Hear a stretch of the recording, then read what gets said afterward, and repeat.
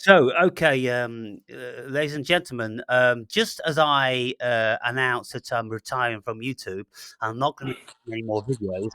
Then the kids up, and of course, uh, the old days, and they often inquire, "Where, do you have any more videos?"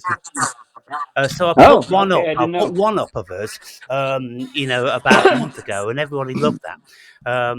But to have conversations like we did. So um, on Pat's left there, on our right, there's a young man who's Pat's son, Josh, and looking very much like your mother, I mentioned. You see, Irit was a friend of mine initially. She used to watch my videos, and she always used to say to me, "Oh, you're going to have to, speak with my husband because he's exactly like you. All the things he said is exactly like you." And then, as it turns out, when we started talking, we were absolutely, like twins in all of our philosophy and everything. And it was uncanny, wasn't it? Absolutely It uncanny. was. So when you decided that you was going to come down to visit me, you hired your own apartment down in Portugal when I was there, and you stayed for about 5 months, wasn't it? Correct. Yeah, and every single day we spent about 8 hours together, roaming Yeah, up the and funny down thing the was different the very beaches. first day when I got there, you were a bit concerned that you had your own little recluse life there, and you were like, maybe we can meet up a couple of times a week, and we ended up meeting like like literally every single day from early morning until sunset basically, and then you would go back home and I would go back home because we both weren't interested by the poor nightlife of the The Algarve. nightlife, yeah. But And during those weeks and months we spent, 8 hours or more a day, we'd be philosophizing in the deepest and broadest of way, and we learnt so much from each other. And it was really like going to satsang for both of us because you taught me so much, I taught you so much. It turns out that you was a hypnotist, I'm the hypnotist. You're a black belt in karate, I'm a black belt in karate. You have an interest in psychology, I've got an interest in psychology, and all this sort of stuff. So that's the root of our bonded friendship, and it's like we're blood brothers now. And so and it's you took me on that very very unique DMT experience that I never had before meeting you, which yeah, was a breakthrough for my life. So yeah. yeah, I was very grateful to you that you initiated me into that experience, which turned out to be a great asset for my life ever since. I'm Yeah. still at the same 5 hours of sleep a night Mm. and fully energized when I wake up, and haven't seen a doctor ever since. So yeah, that was life changing. Yeah, going into the different worlds. I'm just actually listening to an audio of Rudolf Steiner, how to know other worlds and how to attain that knowledge. And when we listen to people like that who have been deemed to be so deep and so esoteric, when I listen to it, and if you listen to it the same, it would all appear to be so elementary, because once you've traveled that path, it's the same path that all of these gurus and mystics have traveled. You go into these other worlds, and once you've been into these other worlds, it absolutely transforms the way you feel about this one. And it really is an incredible thing, and it's kind of like it's very unsettling, initially, and even to this day now, I'm pretty well still. I'm just out there on my own. Very, very few people can hold conversation like we can, with the intricacies of the things we say and the knowledge that we have. It comes with experience, it comes with knowledge, and I think there's a great deal of it which pertains to being old souls as well. I'm a great believer of that. What do you think about that? Yeah, well, the only thing that always pisses me off is I wish I could remember all my previous incarnations, or where I got most of the things that I usually know instinctively. You know, there's so many Yeah, instances in my life where I just have a gut feeling, and sometimes I don't know why I'm deciding certain things, and then in the long run, usually looking backwards, I see these things, and then I hear people, oh, yeah, this and this and this, and I'm like, well, it's like I always knew it inside, you know, and I've made so many decisions in my life that afterwards appeared to be the right decision, where it wasn't based in intellect, it was purely based in a gut feeling, or you know, a priori information, a priori knowledge. yes, like remembering, but without the, you know, the memory in the sense that, you know, humans are usually remembering an event, but it's Yeah, more of a, you know, like muscle memory, where you know you automatically know to, you know, stay away from certain foods or certain things that, you know, other people are usually doing, and you're like, why are people doing it? And the people actually are looking at you like, why are you not doing it? And for me, it often sounds so obvious for me not to be eating or doing what the other people are doing, and then I find out later on, and they're like, oh, you know, like with the whole vaccine things, you know, where I try to warn so many people got to be very afterwards. careful with that. Got to be very careful with that because I just got a strike talking about that same thing again. They won't let it lie. My God, are they Yeah, still they are won't they let it still lie. there? They're banned me for 2 weeks. If I get one more, they'll take the channel down. But Okay. yeah, you know, being instinctive about that stuff. Now, the thing is, like, there's certain family members of mine, which live in a pretty close proximity, and I don't see them from year to year. Some of them, and yet they never went near that shit. We never had to talk about it. It was just a given. We ain't doing it. And so I'm like, why on earth is it that some people have that absolute gut instinct about something and others don't? Well, you know, we could speculate many, many things about the level of indoctrination people have been under, this, that, and the other. But I think it is much, much deeper.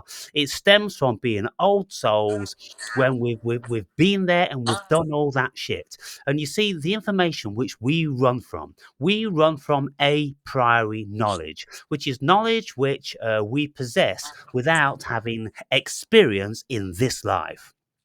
Now, the thing is Yeah. about a priori knowledge, you know, meaning that it's knowledge that you just know without having the experience. Well, I don't believe that that is it's correct in how it is formed because they're not taking into consideration that we have actually experienced stuff in other worlds. Because otherwise, how the fuck would we know it? Yeah, that's what I'm often wondering about, you know, like, did I experience, and I would love to remember, like remembering memory wise, you know, did I have any incarnations in other systems, other types of worlds, and did I, you know, I believe that there is like muscle memory, you know, we were not controlling it, but we know that if you've been very sportive in your youth, that, you know, whenever you start to train again, being older, your muscle will immediately regain muscle memory. Yeah. And I think it works in a similar way, that your gut instinct, when it kicks in, and it lets you know that you need to stay away from certain things, it's because it's some kind of a different memory. It's not a mental memory. It's more of an instinct memory. Yes, indeed. And so when we start speaking along those lines, we can broaden our horizons by taking on board people's hypotheses like Rupert Sheldrake, who speak about morphic resonance. Yeah, So absolutely. morphic resonance is the information which is in the field. It's in the Hmm. morphogenetic field, and when you look at it, it makes so much sense. But scientists absolutely poo-poo it because they can't find this information. You know, because it's not in tangible or accessible bytes. But consciousness can find it. We can find it. We know it's there. And when we look at like beehives or ant colonies, you see, I was thinking about these things many years before I even came upon Rupert Sheldrake's hypothesis. And I used to speak to Paul. I used to say to Paul, look, we used to stand observing, ant colonies, out in the woods and things like that. And then on one occasion, we went to a tropical bird park or something, and there was a huge termite colony in glass cabinets, and we could see exactly what they're doing. And I'm saying, like, well, how do the workers know how to do workers? How do the carers know how to do carers? How do the foragers know how to do the foraging? What is it that tells them to do that? Scientists would say it's genetics, but people like Rupert Sheldrake would say, no, no, no, it's like the akasha. Because you've got people like Edgar Casey talk about the information being in the akasha, and when we go into the deepest of meditations, that then gives us access to the akasha. And every time we're in a deep meditation for about an hour or something, without a shadow of a doubt, you're going to come with a download. And you're going to say to yourself, where on earth did that come from? Well, it came from the Akasha. It came from the collective unconscious, which we all tap into if we enable our minds just to shut the fuck up. To give us access to that, because once our minds are very, very settled and still, then we enter into the collective consciousness, and so all information is there for us. And that's the whole premise of morpho genetic fields and the morphic resonance, because they did this experiment, and they've done lots Yes, of the experiments. hundred monkeys Yeah, experiment, which is a yeah, very famous, known scientific discovery, which they all agree, did exist, and you can only explain, and it's the same if you look, I'm usually passionate as well about ancient civilizations, and when you see Cusco, when you see Egypt, when you see Cambodia, where you see all these different areas in the world where the construction of these old megalithic constructs were made, these people didn't have any means of communication with one another, and still they use the same techniques of yeah, building. yeah. And you're like, well, how can you explain that they knew exactly how to build stuff using the same exact building techniques which we cannot reproduce today? So which bears a question, if they managed to access the akashic record or the blueprint for this, and they were connected in some way, why did we lose this connection? What happened in our current Yeah. history that made us forget, what these ancient civilizations knew? Well, yeah. Now, I think I've got a very adequate answer for that. But just before I go into that, there's people like Graham Hancock who have been all around the world and have looked at all these monolithic sites, and he talks about there's many similarities all over the world. How could they have accessed each other? And then the speculation that there was extraterrestrials that gave us this information, and then you can speak to other people who say that there's one particular guy that built a papyrus boat and sailed 3,000 miles with the currents, just out of papyrus. It was actually doable. This guy was Dutch, and he did it in the 70s, and it was remarkable. Okay, look, it's feasible for a few people to randomly end up on other continents. But it was more than that. It was the information. It was a massive information. It was a massive operation, which happened all over the world, like you say, Cusco and Egypt, and places in China and all different sorts of places. So the most feasible thing, without inventing aliens and extensive travel by luck, is just tapping into the same thing, the morphic resonance, tapping into collective unconsciousness, tapping into the Jungian unconscious or the collective consciousness. That seems most simple, doesn't it? How do we do that? Well, we do it by the deepest of meditation, and we do it by psychedelics. We do it by substances. And what we do know is that all of these people, the ancient priests of Egypt and all over the place, they all had these substances, and they all did these rituals, and they all spoke with the gods and this, that, and the other. So the information came via that. And, anyone that's took psychedelics, and most people will relate to acid, it absolutely transforms the way you think about the world. And so I would suggest that they were on these things, all the time, being high priests and everything, and such a vast amount of information came out of it. Yeah, And psilocybin.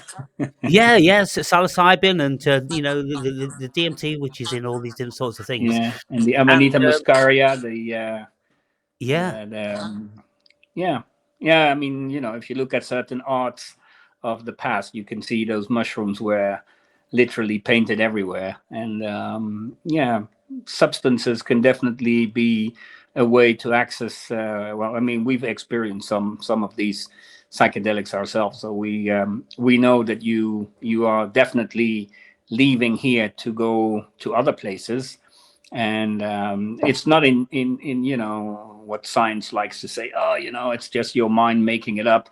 Well, if your mind is making up the exact same thing that other people have experienced 200 or 300 years ago, that's kind of weird.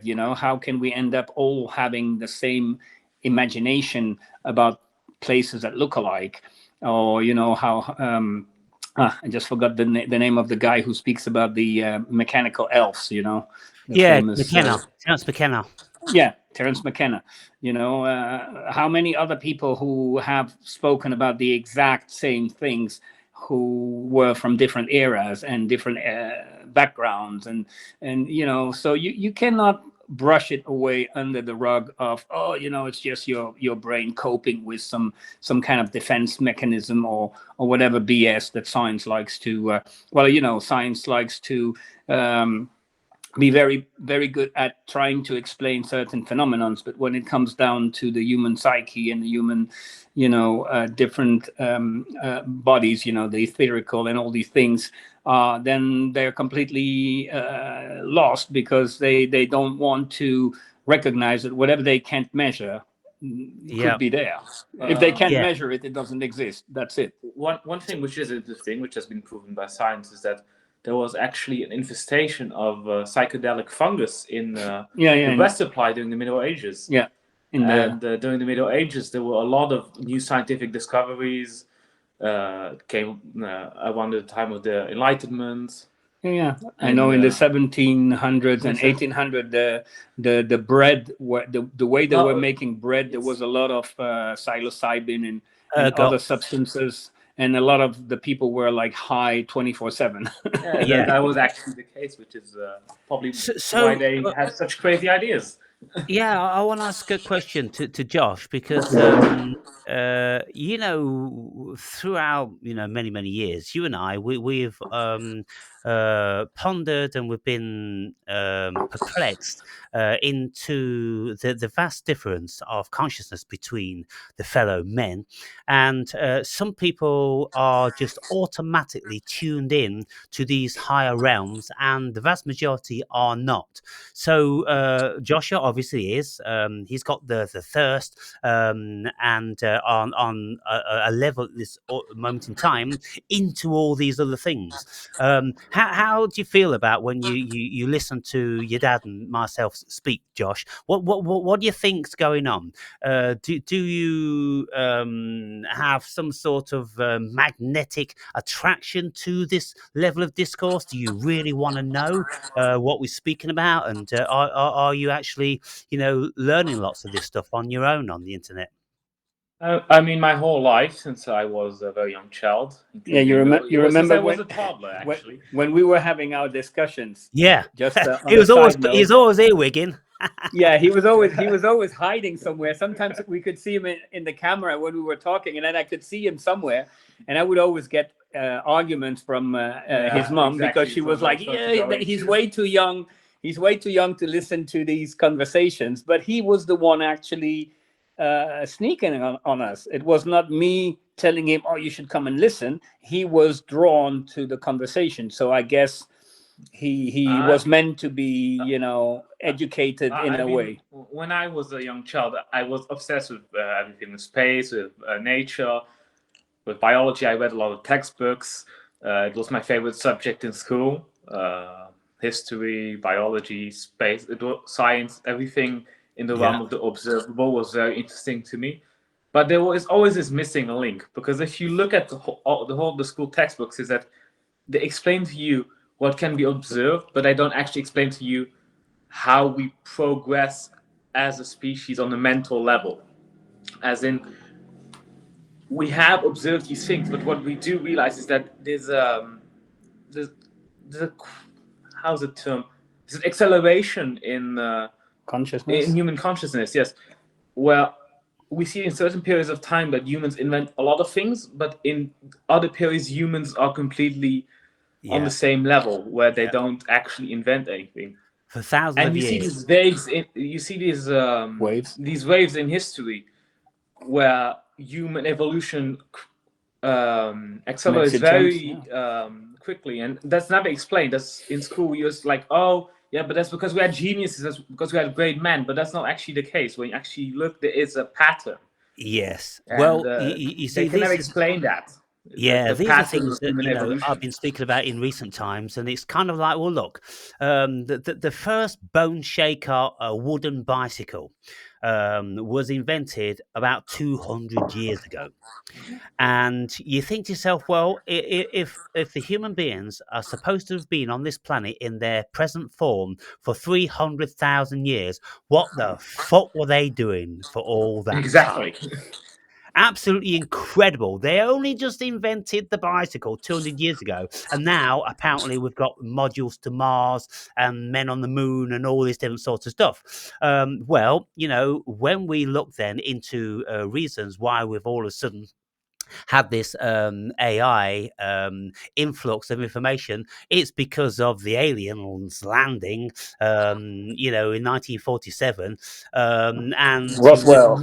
yeah, Rosdale, and we've backdated and engineered all this stuff, and so all that could be the main thing. And then the other thing is when we look at who has actually given us this information through time.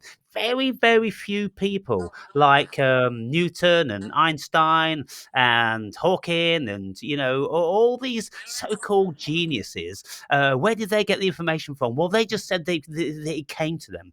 So they were tapping into the Akasha, or they were being fed by intergalactic beings or something. But the human being is a very, very uh, I consider it a very shocking state of evolution if this is all we are after all these years.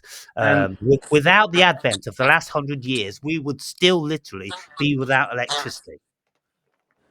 one thing also, I believe it happened before Roswell, because we already saw the vast acceleration of technology around in the 1930s. Right when the Nazis came to power, we started seeing the first computers. We started seeing vast advancements in military technology.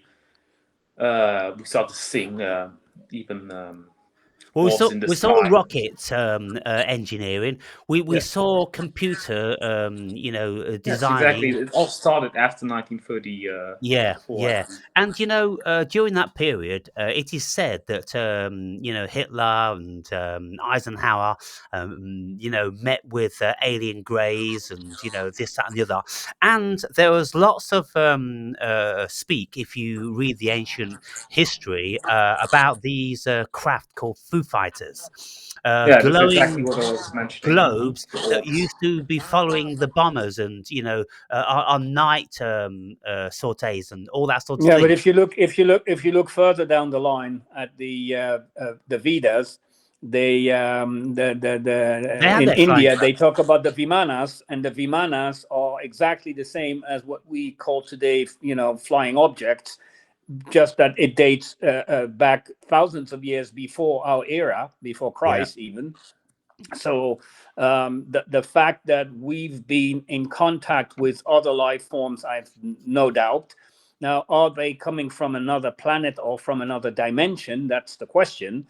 Yeah. I tend to believe more into a interwoven different dimensional possibility rather than the vastness of space. Because if you look at it from a random odds point of view, if you look at the amount of what we can observe, and we know it's a fraction of what there is, the idea that some other civilization may have stumbled upon our little rock amongst all this is like saying, oh, I'm here in Thailand. Oh, by the way, for your viewers, we're in Thailand right now. Yeah, we're in Thailand. It's like me being in Thailand right now and knowing that there is a beach somewhere in Australia where there is one grain of sand where I could go and find what I'm looking for. Yeah. It doesn't make any sense, you No. know, from the vastness of space.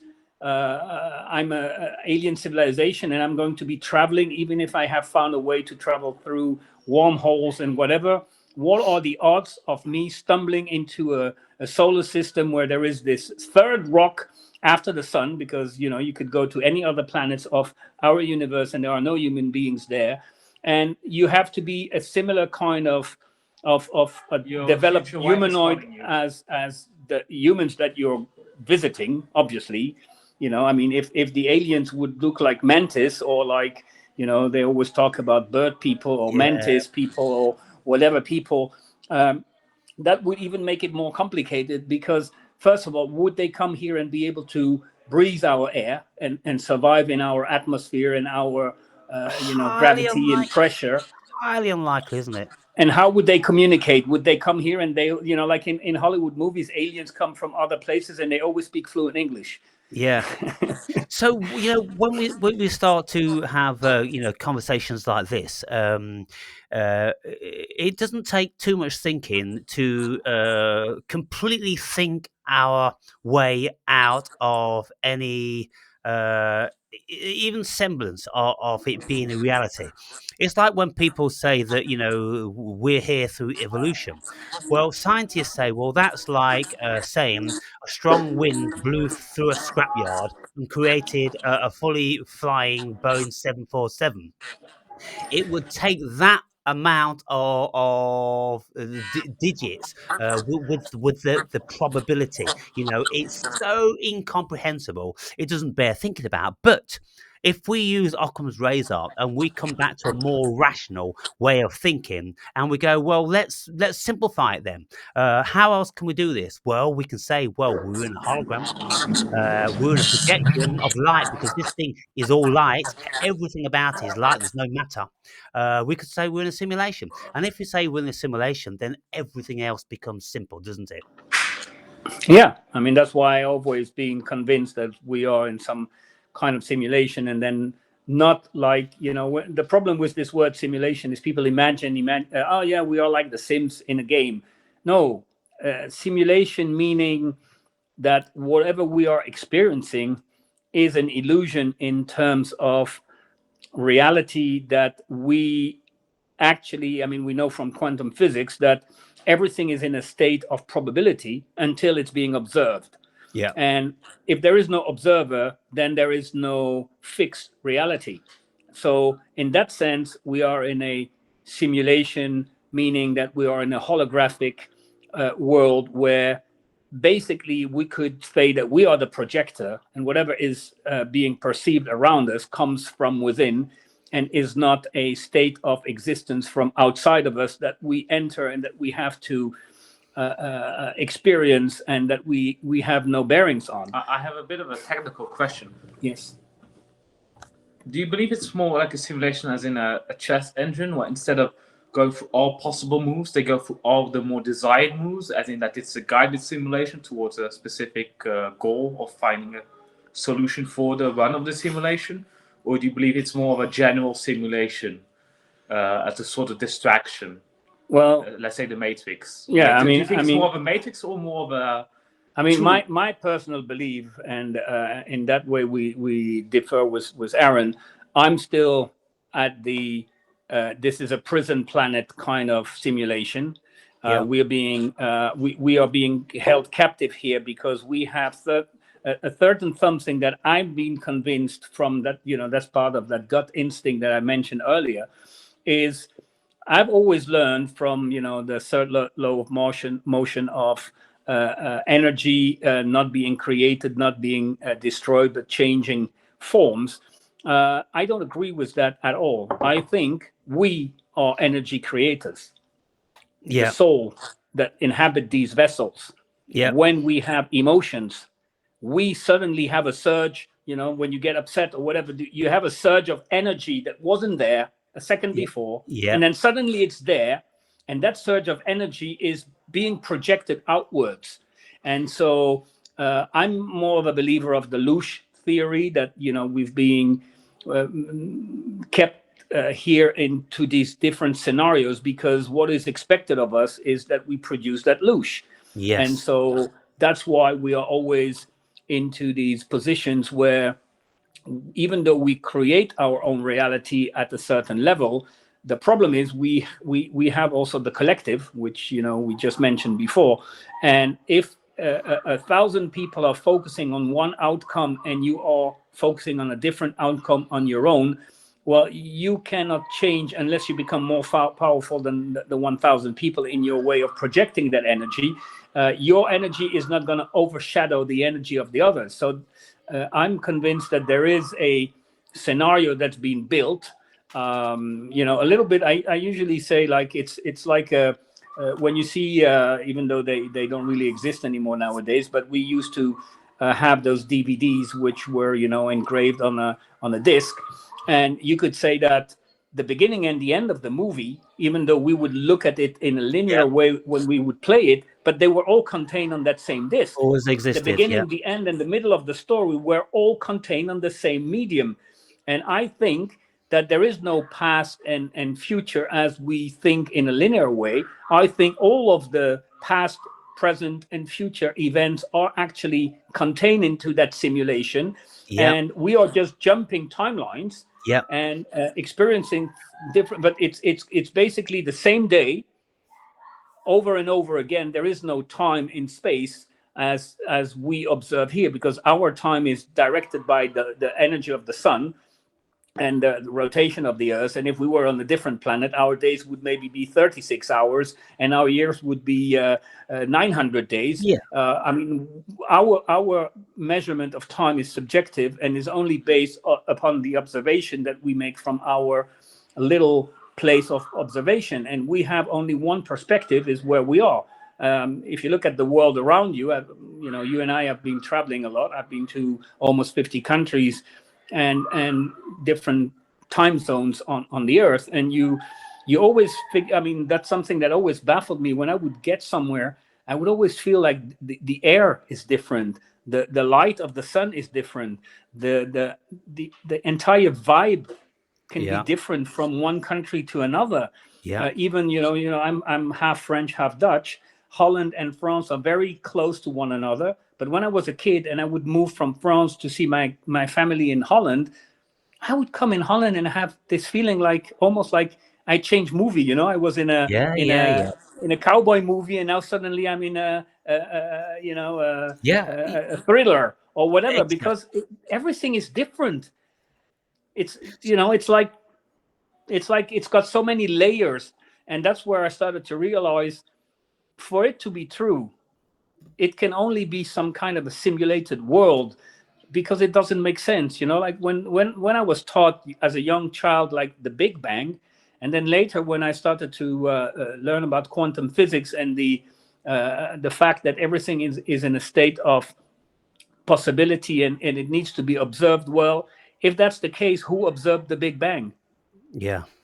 Who was the observer of that thing? And Yeah. how can nothing explode out of nothing, and that nothing creates matter, energy, gases, liquids, consciousness, a billion species, from insects all the way to the humans, through all the, I mean, come on, how can anyone believe that there is any validity to that Big Bang theory? It doesn't make any sense. Now, the God theory doesn't make any sense to me either, because if there was this benevolent being that created us, I mean, if I was a being that created something and I thought that what I created was a mistake, I would correct that mistake, right? Yeah. I mean, it's like saying the first guy who invented a chair, he came up with the stool, but he wasn't very smart, and he created a three-legged stool with one foot shorter than the other, and then told everyone, "Okay, guys, you don't no need to sit on the rocks anymore. You can sit on my stool," and then everyone would fall, from time to time, because it's not balanced. And instead of saying, "Oh, I just need to readjust the three legs to make them at even size, and then no one is gonna fall," he would say, "No, fuck all of you.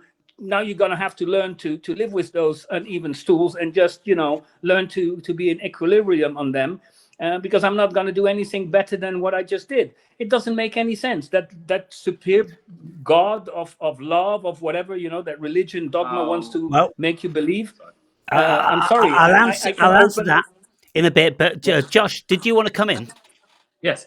I would say how I see it is that, logically speaking, the scientific understanding we've now, especially with quantum theory, is that there must have been an observer indeed, and we do know there is an expansion of the universe. So whether it was an explosion or creation, we can never really be sure. But the logical conclusion, if you use Occam's razor, as he said earlier, is that there is an observer. There is indeed a form of almighty entity Consciousness. in this reality. Consciousness. Yes, Yep. but to have consciousness, of course, you need to have a being.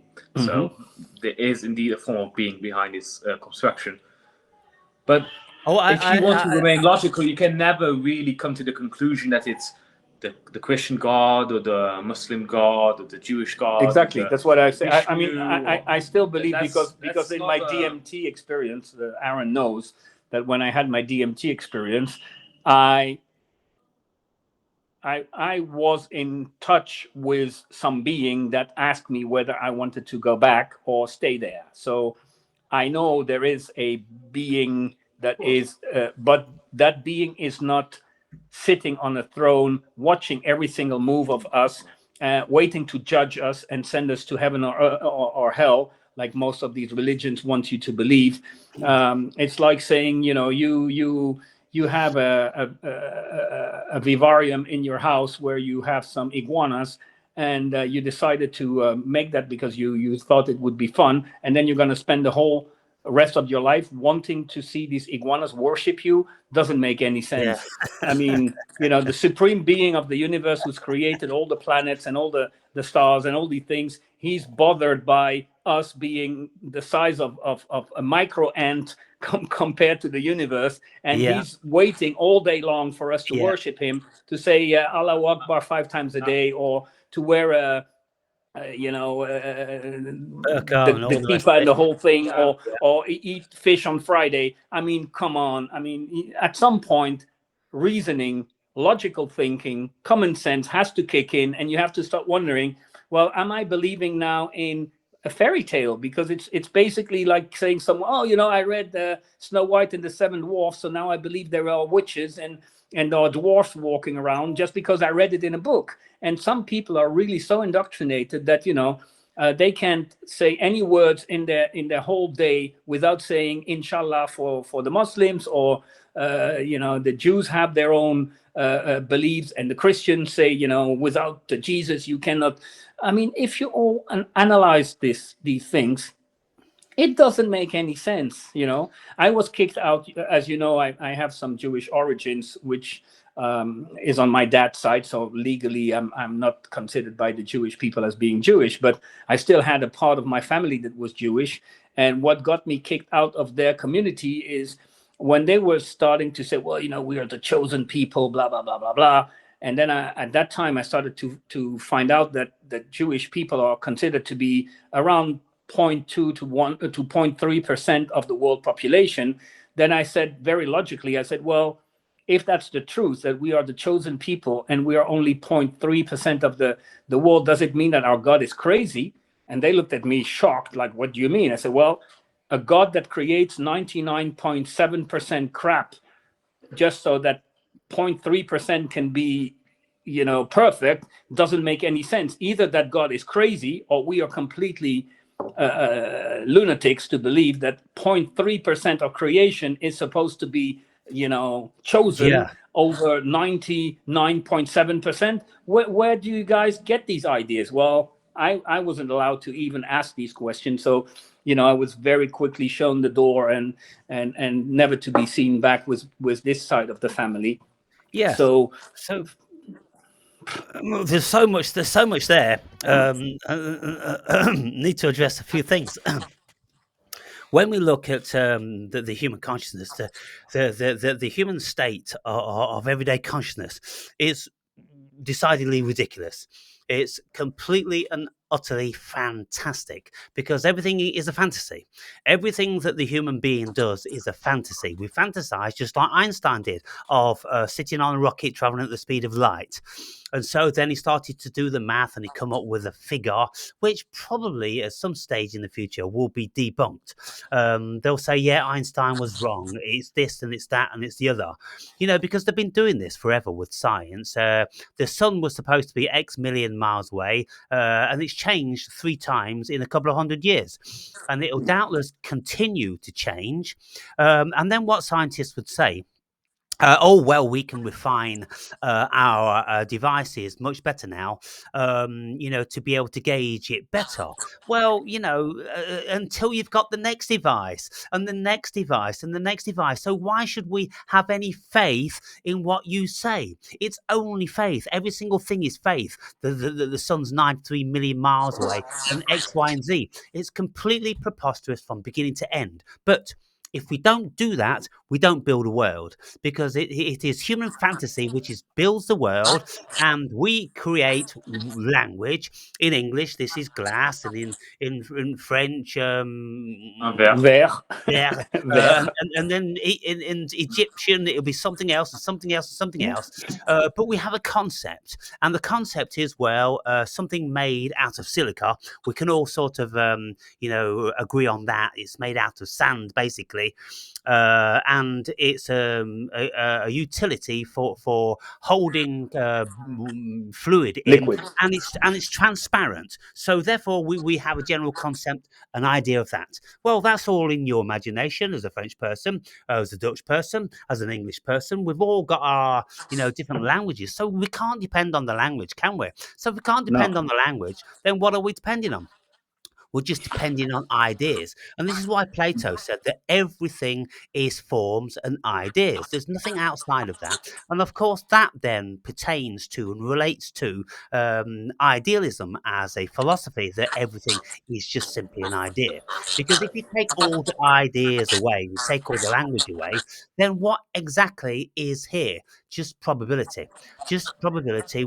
Because we couldn't say anything is soft or hard or wet or cold, or dry or anything like that if we take language away. So if we take language away, then we are just left with our imagination. And our imagination can create everything, because we've created cosmoses, we've created black holes, we've created gravity, we've created all different sorts of stuff, when in actual fact, none of it actually really exists. And if you actually scrutinize scientists and you tell us categorically what you know to be true, they'll say everything that we think we know is premised on theory. That's Well, all. Michio Kaku, one of the most famous scientists, the Asian-looking guy who is actually an American, he said a few years ago, in all honesty, science probably knows about 0.3% of what's out there. So basically, 99% of what's out there, we have no fucking clue what it is, how it works. So we know nothing. But even the 3% or the 0.3% is just a fiction of people's imagination. Because look, they used to tell us that we've got molecules and we've got atoms, but now they'll tell us that we don't actually have molecules and atoms. We've just got energy. Energy is taking different forms by the density of it. Sorry. I actually found a very good meme on this subject, specifically on the internet, a week ago, which was, how do you do math like a physicist? The answer, is supposed to be 3. But your math is 1 plus 1. And that's supposed to be 2. So instead of actually coming to the conclusion of 3, you create a ghost particle, a ghost number, which ends up being 3. So you assume your solution, and then you create math to validate it. But you don't actually have the solution. There is a scientist which I like to follow sometimes, Nassim Haramein. You probably stumbled into him. And he said, a lot of the scientific theories, they say about this and this and this. And then when they start calculating and they start finding that they are wrong, instead of thinking, well, maybe we have to change the premises, then they start coming up with some new dark matter and antimatter, and Yeah. basically they are creating new concepts, because otherwise the mathematics will not work. Yeah. So Well, it's sorry, but if the premise you started with was wrong, and you reach a point where you have a dead end, and to make that dead end work again, you need to create new stuff instead of going back to the premises. Well, what is the validity of your model? Your model Well, doesn't. this is why I say that there's no veracity in science at all, Exactly. because all they do, they have built their model of the cosmos on math, and that's all it pertains to. It pertains to hypothesis and math. Now, if we go back thousands of years ago to the origins of man, when they first started to think and share ideas, we enter into the realms of global mythology. Now, with all these mythologies, they all had a benevolent god of some description. In Gnosticism, it's Sophia. And then Sophia decides that she's a bit lonely, and then she creates matter. And then it turns out that the matter is evil. And then, there's a battle with the good, which is spirit, and the matter, which is evil. And so we've had this battle going on forever. And if you look all over the world, you've got some variant and version of that. Initially, there was, a god in the ether, and it thought something into existence via matter, and then the matter is the root of all evil. Now, when we come from that, of course, we end up with science, which is continuing on the hypothesis and on the fantasy of matter.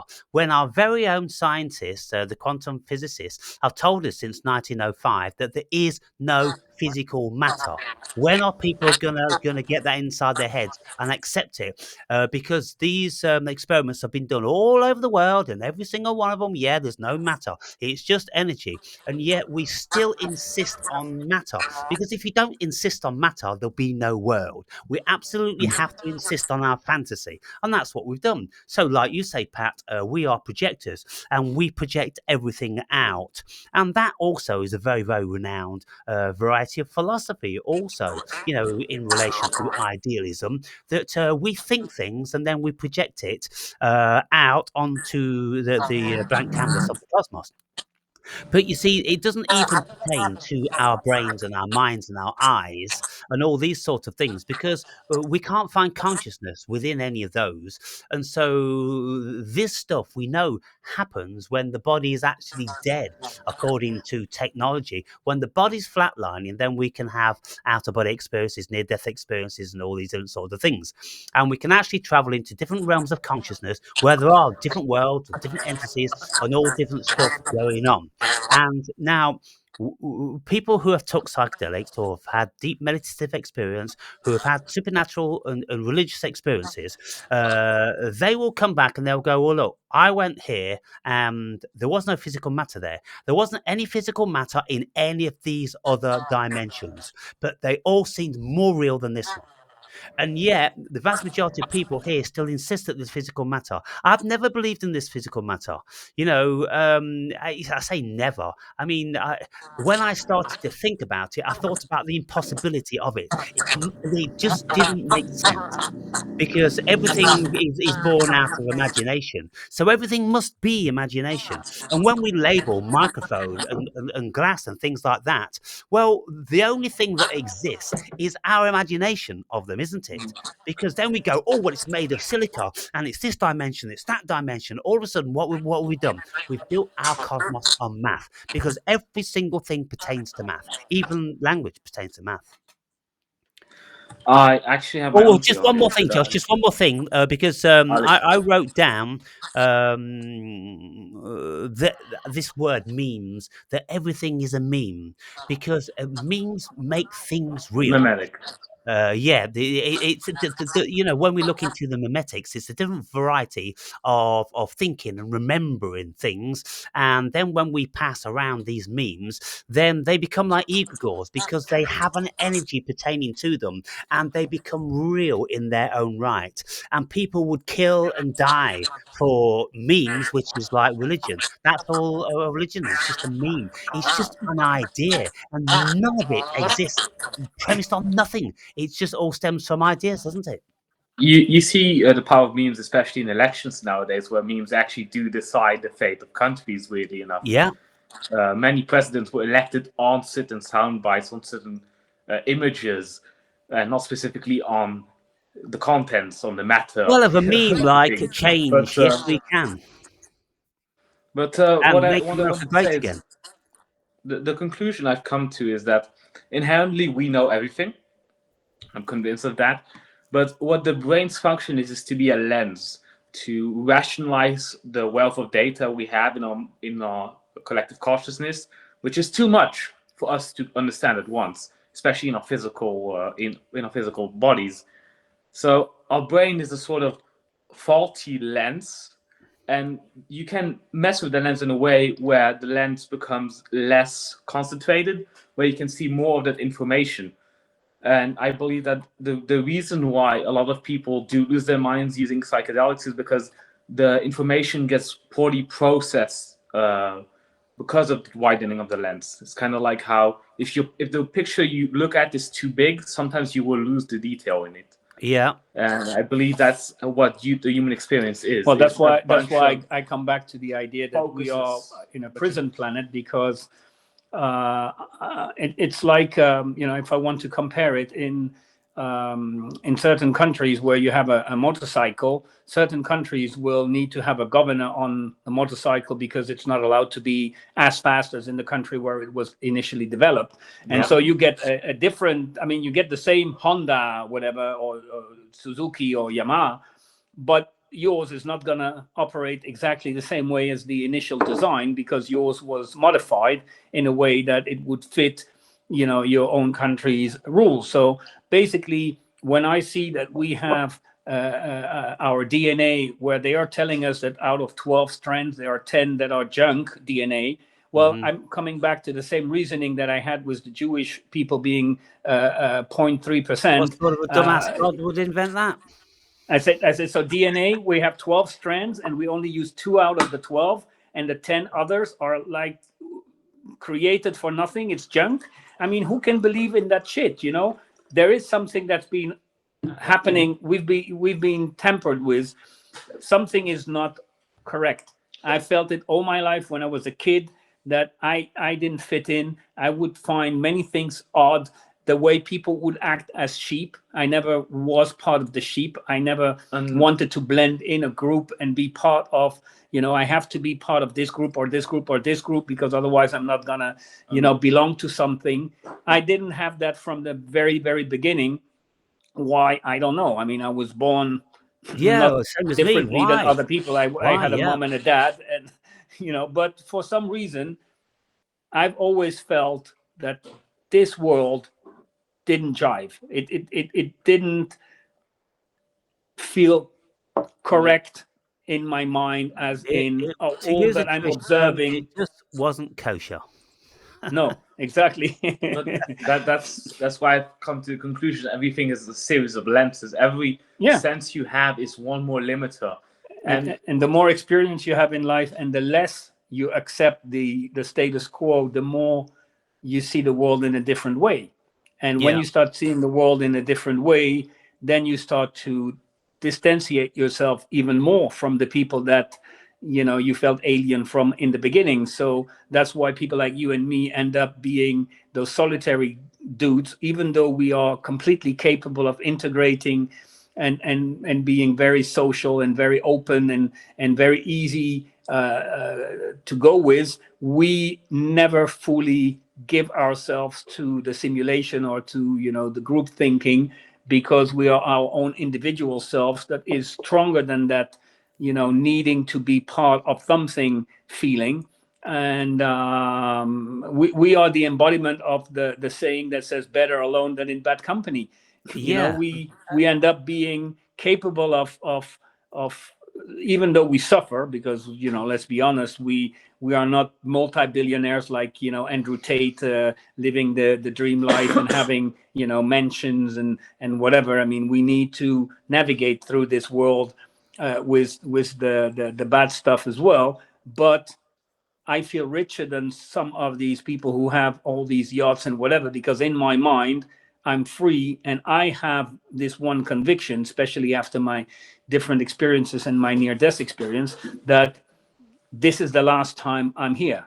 I know for sure that when I'm Right. going to be leaving this place, I'm not coming back to this place. I've seen this place in and out. I'm going to go to wherever other options are out there, but I'm never coming back to this place, because for me, this place is a shithole. Not because the place itself is a shithole, but the humanity, the collective that lives in that beautiful place, which, if you look around you, the nature, and I'm a big animal lover, and but the social construct of this place doesn't jive with me. That's why, I wrote the book that I recently sent to you, because that concept of my book, like, it's about money. I never fully understood how we could be so stupid to, build our lives on a piece of paper and ink that we have created ourselves. It's not a Yeah. natural thing growing on trees. It's Yeah. something that at some point in history somebody decided to use. Yeah. Yep. I'm looking forward to reading it. Well, if you Just want, plugging it for you can say that 10 of your most how you say, the viewers that you feel are the most yes. interested and following up. If they're interested, I'll be giving them a free copy But of yes, my book everyone. if they're A interested. manifesto Okay. for humanity. Without money, we'll all be billionaires. Yeah. Well, Yeah. I Well, wasn't. All live like billionaires. I mean, yeah, we're all billionaires, and we don't know it because we believe that we're not. Um, but to have a human experience is so incredibly complex that what I've tried to do as often as I could throughout the years. I've always tried to step outside of the human being as an observer, and I've tried to observe the world from a state of pure consciousness. And what has helped me to do that, of course, is having varying experiences, like religious experiences or psychedelic experiences, deep meditative experiences.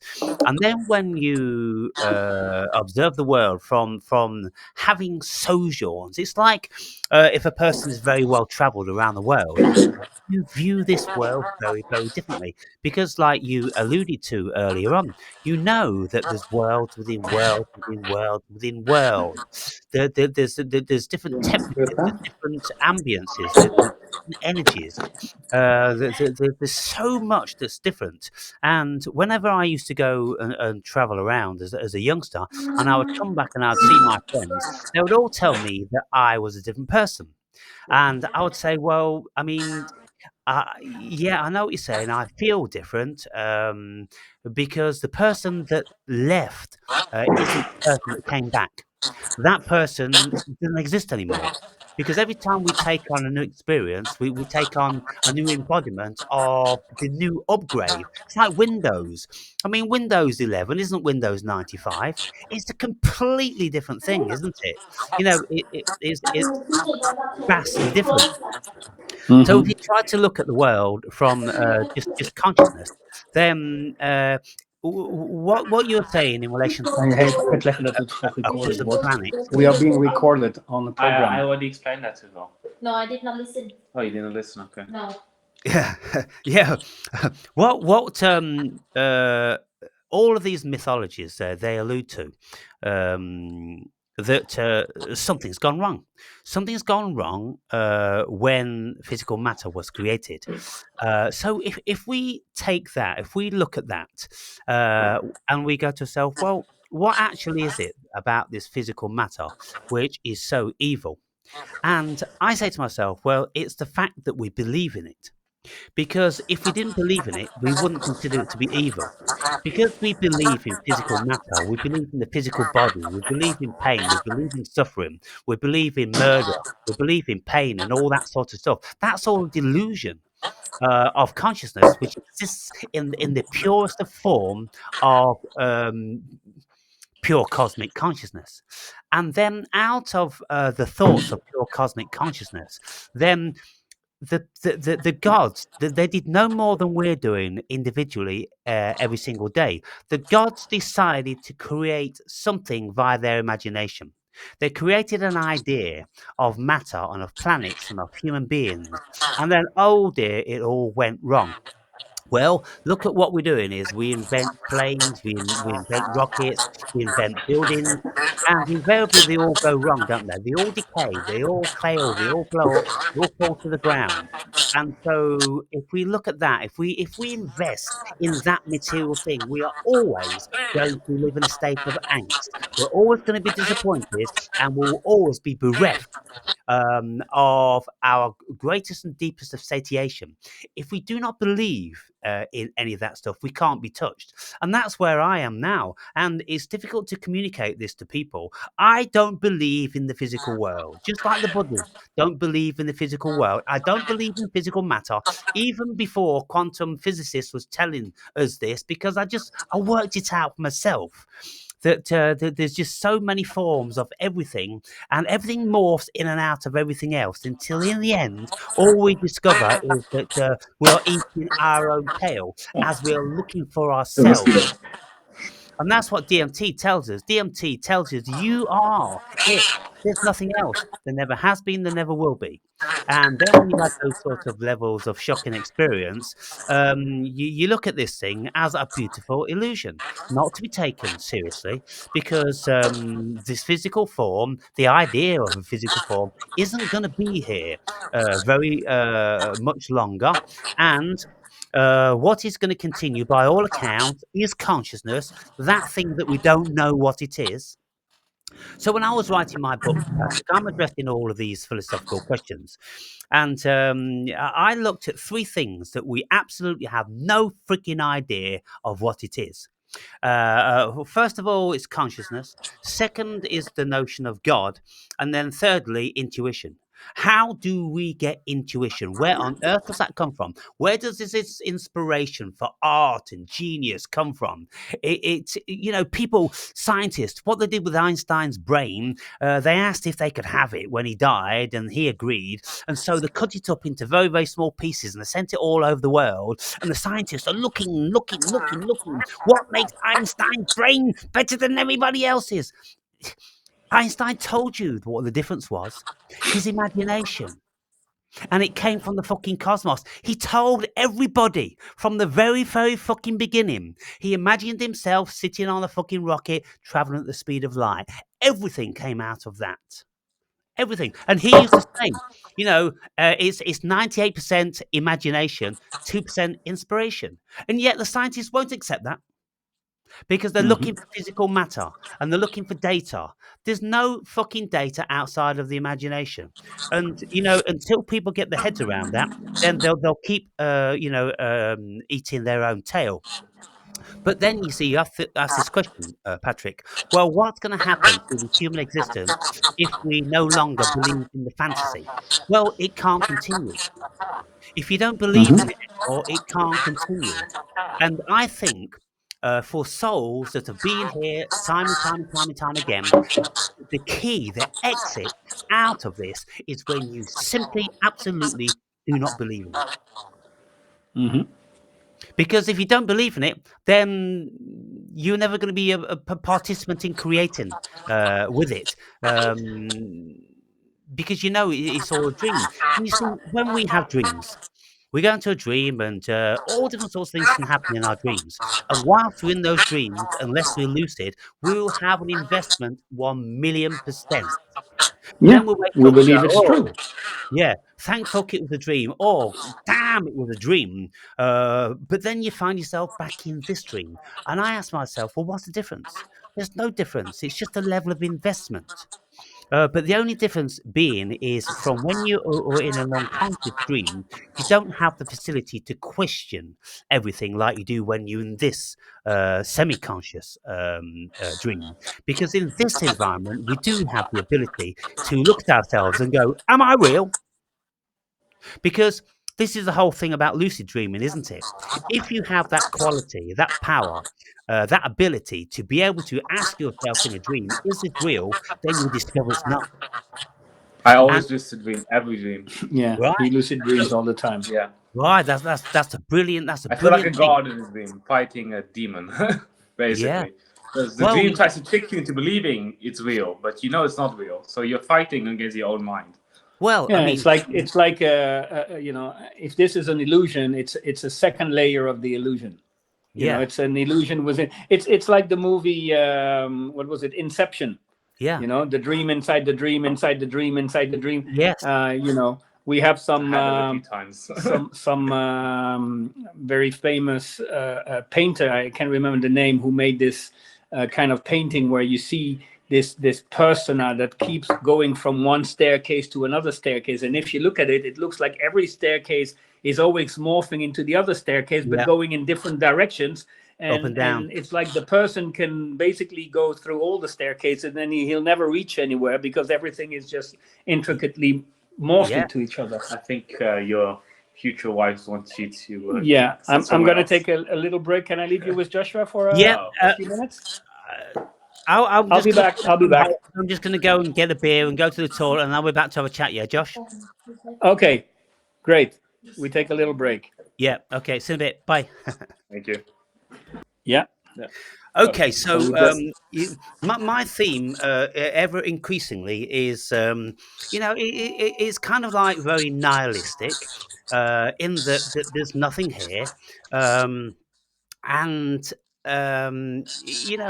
taking a leaf out of Buddhism, whereby it's all Maya, that what does appear to be here isn't actually what is here, and even scientists, that they're more and more telling us these days, that, well, we invent the world, we're inventing the cosmos, and every time we look at something, we hypothesize about something.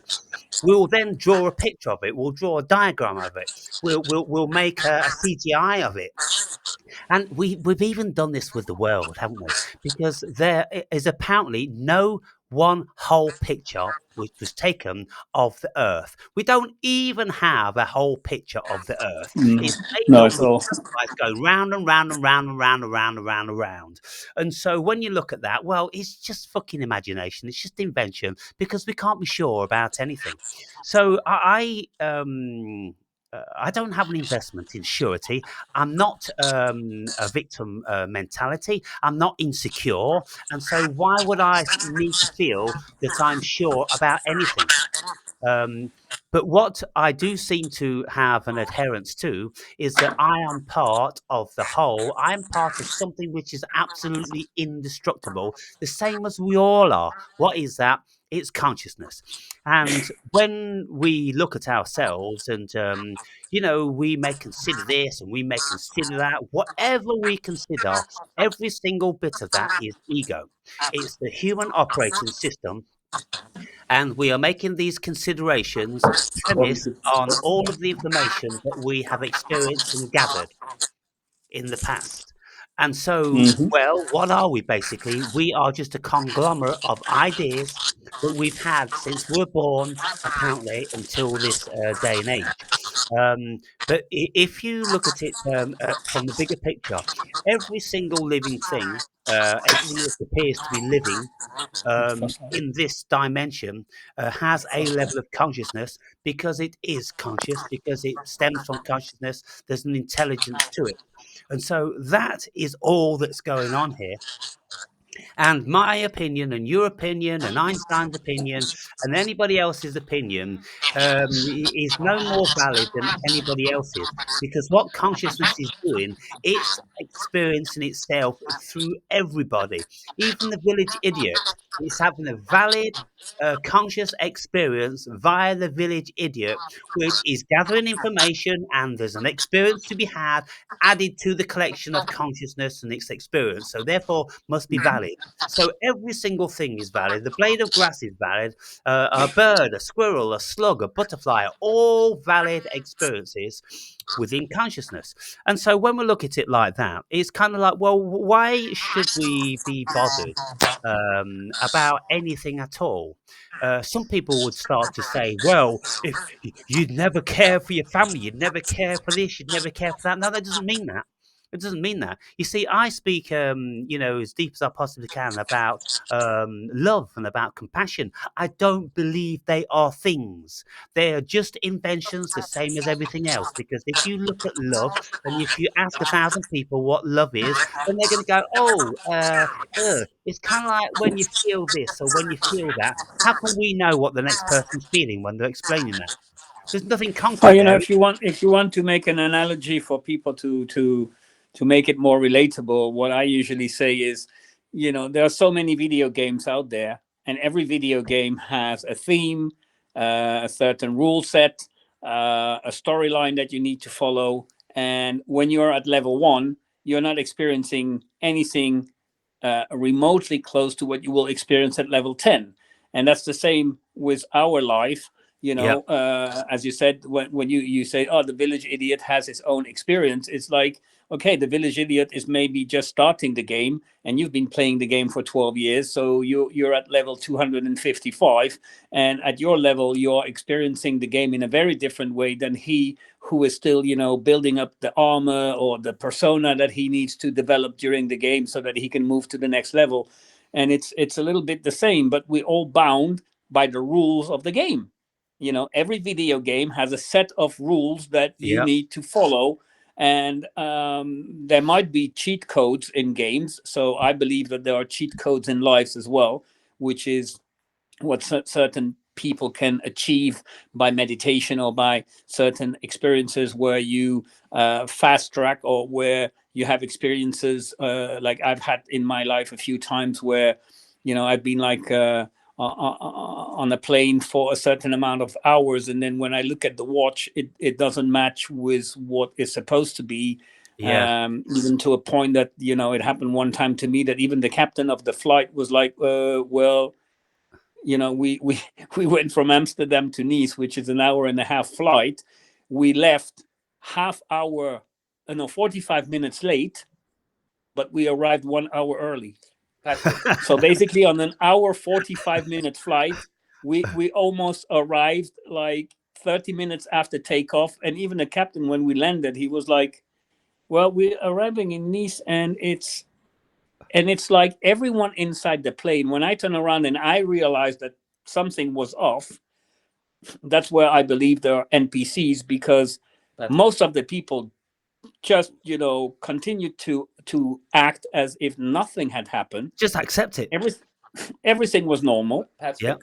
And I said to Irid, because I was with his mom at the time, I said, well, this doesn't make any sense. How is this even possible?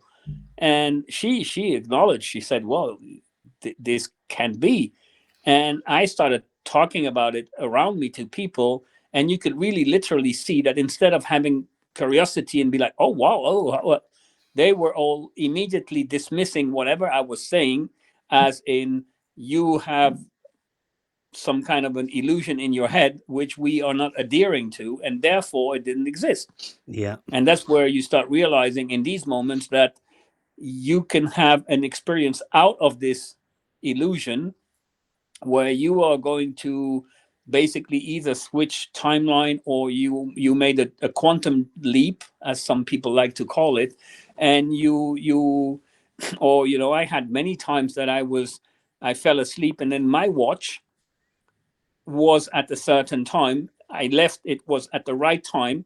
I fell asleep for 30 minutes, and when I arrived at the location where I was, my watch was 30 minutes delayed. Patrick. Yeah. I have a question. Any good game has a way to get a score in the game, or at least win or complete the game. What do you think is the score of this game, or the winning condition, the completion? Because if it's a game, then it has some sort of purpose. It has some sort of way to rank your progress in a game. If you cannot measurably see any progress in the game, then it's not really a game. Yeah, but that's why. Well, it's a simulation.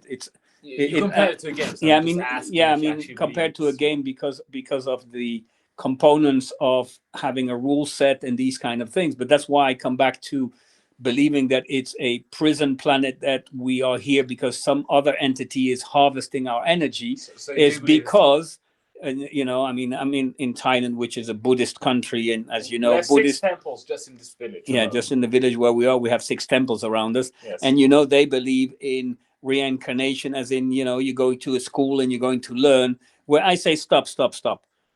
When you look at a human being, we spend a third of our lives, which is from being born until around, let's say, 2025, doing the exact same thing. That means that if you would reincarnate in order to learn, I mean, first of all, if you want to learn and you are taking away my memory all the time when I come back, then how am I supposed to learn and not make the same mistake over and over again? And you are telling me that I'm going to be spending every single time a third of my life learning how to walk, learning how to talk, learning how to relearn mathematics, relearning writing, reading. I mean, it doesn't make any sense. One thing which does have to be explained is that some people do have the ability to tap into their past lives, to the knowledge they have learned through different incarnations. How do you explain that? If for you that may not be the case, but for some people we know that's the case. But it's a very minimum amount of people, and I believe that if we are here in a prison planet, whoever puts us here has created a system for us to erase our memory. Otherwise, we would want to leave this place. And that's where certain people, maybe the governor, which I was mentioning before, like on a motorcycle, sometimes the experience goes wrong. And then you have these people who are born like, Mozart, who started creating music when he was 3 years old at a level that is unexplainable by logic, because how can a 3-year-old kid understand the level of music that he knew at that age, which most musicians can't even achieve in a lifetime? So you have to wonder, well, it's like someone who's been playing a game from whatever creator of, you have different platforms that create game, let's say Nintendo and another. If you always play the same creator who's built different games, he will have a certain mindset on how to create his games, which will be different than another platform. And so you might recognize in different games certain things that you already encountered in other games, because it's the same mindset that created the new game. So I would compare it to that and say, well, people who can remember certain aspects of their past lives, because no one ever said, well, I can remember exactly like you cannot even remember. If I'm asking you now to remember what you did when you were 6 years old on March 25th at 5 p.m., unless I put you under hypnosis, there is no way you can remember. But if I put you under hypnosis, you can give me exactly the details of what you were wearing, the color, your sneakers, what you were saying that day, because everything is recorded. The Yeah. Akashic records is. So there is a way to get rid of the things that are jamming us. We are being jammed, because when you practice hypnosis and you start creating certain conditions under hypnosis, you make people do things that they cannot do when they are not under hypnosis. Yeah. I remember a friend of mine who asked me to put him under hypnosis, and he was learning to play the guitar, and he was trying to play a very difficult, I don't know, I'm not a guitar player, but he was trying to play a piece of music that would fail every single time. As soon as I put him under hypnosis, 2 minutes later he was playing it perfectly well, and we recorded him playing it. And when he listened back to it, and knowing that he was the one performing it, he was shocked. Like, how the fuck did I manage to play that thing that I've been trying over and over again for years, and that I'm not managing? And you put me under hypnosis, and I managed to play that part flawlessly. So these are part of the things which make me conclude that we are being jammed at our essence. There is something here that is like a scrambler, that is like a signal that is underlining under us, and avoiding us to perform at our peak level. That's my conclusion. Well, yeah, I mean, in relation to the music, I mean, I am a guitar player, so I have some sort of insight into how that works. And what I found is that when you are so intent on getting things right, your concentration level is so high. There's too much tension there to enable you to go through and complete that piece. And so what has to happen is many times I can be practicing, and you get worse and worse and worse, and you go, fucking hell, how can that be so? I'm getting more and more familiar with it, and yet I'm getting worse and worse. And so it's because you've got energy which is pushing too hard for the finished result. But then if you put the guitar down, you leave it, and you come back to it the next day or 2 days after, you pick it up without thinking about it, then you just go, and you can ask yourself, how the fuck did I do it now when I didn't do it before? Because there's a mechanism within our own minds which destroy it, sabotage ourselves. I have a very good experience with that when it comes to chess. I played 10,000 games of chess, and I realized at first I was improving, but eventually I just kept on stagnating. After even 10,000 games, I barely improved by a few points. I was about at 800 elo, that was my score. Then I left chess for 2 months. Then my score grew to 1500 elo. So I almost double my score just by laying it out for 2 months. Mm-hmm. And then I realized that there's something very strange going on in the human mind where even if you play 10,000 games of something, it won't let you improve. And that's why I continue to say we have been jammed.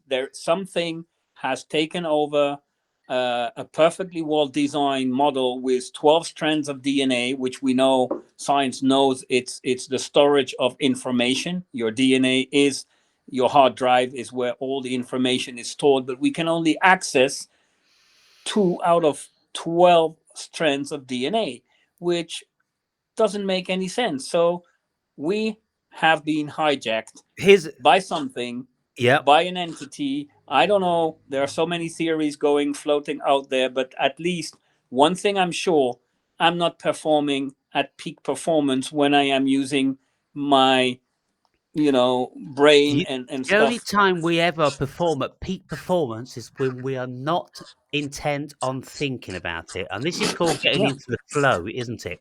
Now here's the thing, Patrick. There are 12 notes, 12 musical notes which make up music. There are 12 constellations. There are 12 months in the year. There are 12 strands of DNA, 12 apostles, 12, 12, 12, 12, 12, 12, 12. So when we read the Bible, we will come upon 432,000 people were evacuated from here, there, and everywhere. 432, music, 432. This was even before Pythagoras. And so we've got all these numbers which governs how we operate here. And when we have a confluence with these numbers, like number nine for consciousness, number 9 is the most assimilated number into the 365 degrees and the 12-hour clock. It's like a 90 degrees and 180 degrees and 270 degrees. It's all divisible by 9. 9 is a very, very special number. So when we look at this thing, we can very easily envision that this in actual fact is a simulation, because there are certain numbers which keep reappearing and reappearing. If it wasn't a simulation, how could there be a definitive speed of light? How could something be capped if it wasn't a simulation? Surely it would just depend on where you were in the universe, or many, many things, on gravity, for instance, and all these different sorts of things. And so, we know also that the speed of light is not a constant, because if light goes through certain mediums, it slows down or it accelerates, or so even that, now today we know that there is no definitive. And I liked what I think it's Nassim Haramein who once hypothesized that actually the speed of light that we think today is a certain speed is actually the speed of our understanding of light. And when our consciousness is going to expand, then we're going to figure out that the speed of light is actually faster, because there is no faster speed than the speed of thought. Yeah. Yes. So That's here's the the thing. fastest. Well, there's so much of this stuff which is speculative. I've been listening to an American philosopher of modern times. He's called Robert Anton Wilson, and he was saying in these things I was listening to, very much what I've been saying for many years, and I'd never read any of his work before. And he was saying, look, we don't know anything about the cosmos. We know something about the human brain's interpretation of what we call the cosmos. So when you look at that simple sentence, it's we don't know nothing. We are just projecting the only thing we can with our wherewithal. It's like a squirrel. If a squirrel could learn to speak miraculously and tell us about its interpretation of the cosmos, then we could say that's not the fucking cosmos. And of course, that's what alien greys and reptilians are going to be telling us, that we don't know anything about the cosmos. All we know is what we project from our very, very fragile, insecure, and limited ability of human consciousness. We project that, and then we create this thing which we call the cosmos and la di da di da. And it's so ridiculous that I'm so out of it these days, Pat. But just getting back to what you are saying in relation to that, there's something here which is trapped souls. Now, of course, this is the Gnostic hypothesis. This is what they've been saying for many, many years, and it does appear to be exceedingly valid. But you see, like you say, there's always tricks that you can do. Now, how is it, Pat, that people such as you and I, we don't get embroiled in 90% of the trappings of this particular environment? How is it that from a very, very young age, we never believed in it and we always did our own thing? We're all self employed and we always had our own vision and our own thoughts. How is it that some of us are not subject to this soul trap? Well, again, if we believe in the hypothesis of a trap, which is an illusion, like a game overlay, the NPCs would never know because they don't have a soul, and I still believe that there are people out there that are soulless people. Yeah. You can see it at so many levels. Um, there are even people that um, I had the experience once with a homeless guy back home. Was it the one with the very light blue eyes?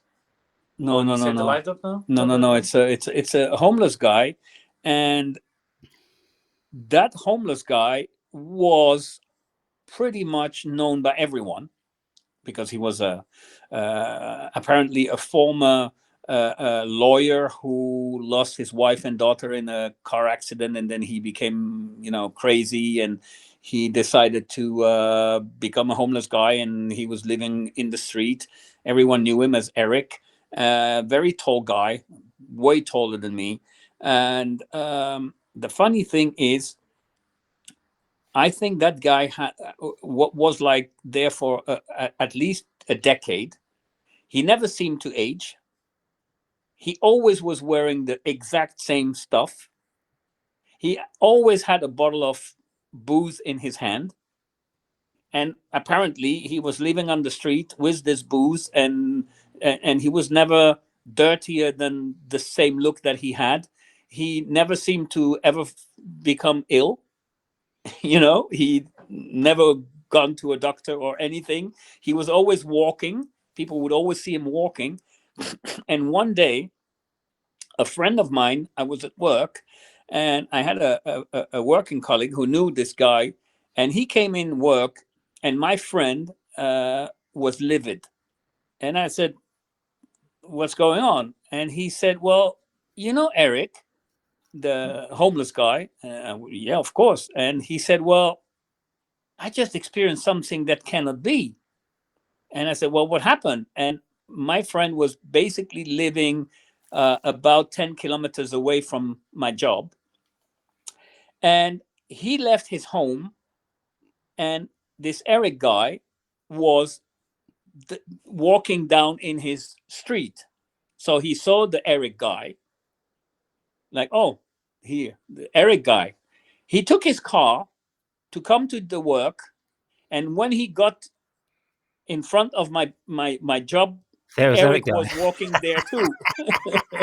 And he said, it's not possible. How can this guy walking from my street to here, which is 10 kilometers, and he arrived before me, and I was driving and he was walking? That's not even remotely possible. I can do that. And he told me, come, and he showed me the Eric guy. Well, okay, I had to believe the fact that when he saw Eric at his own house, I mean, I wasn't there obviously, but there was no reason why my working friend would come up with such a story. And he was literally, I could see it on his face, like he just seen a ghost. Yeah. And he was like, this is not possible. How can this guy be here? Even if he maybe got, like, he was hitchhiking and somebody would have picked him up.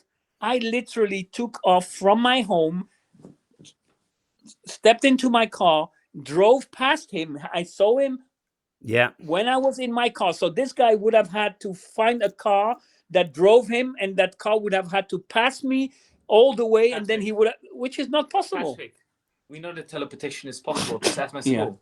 Teleportation.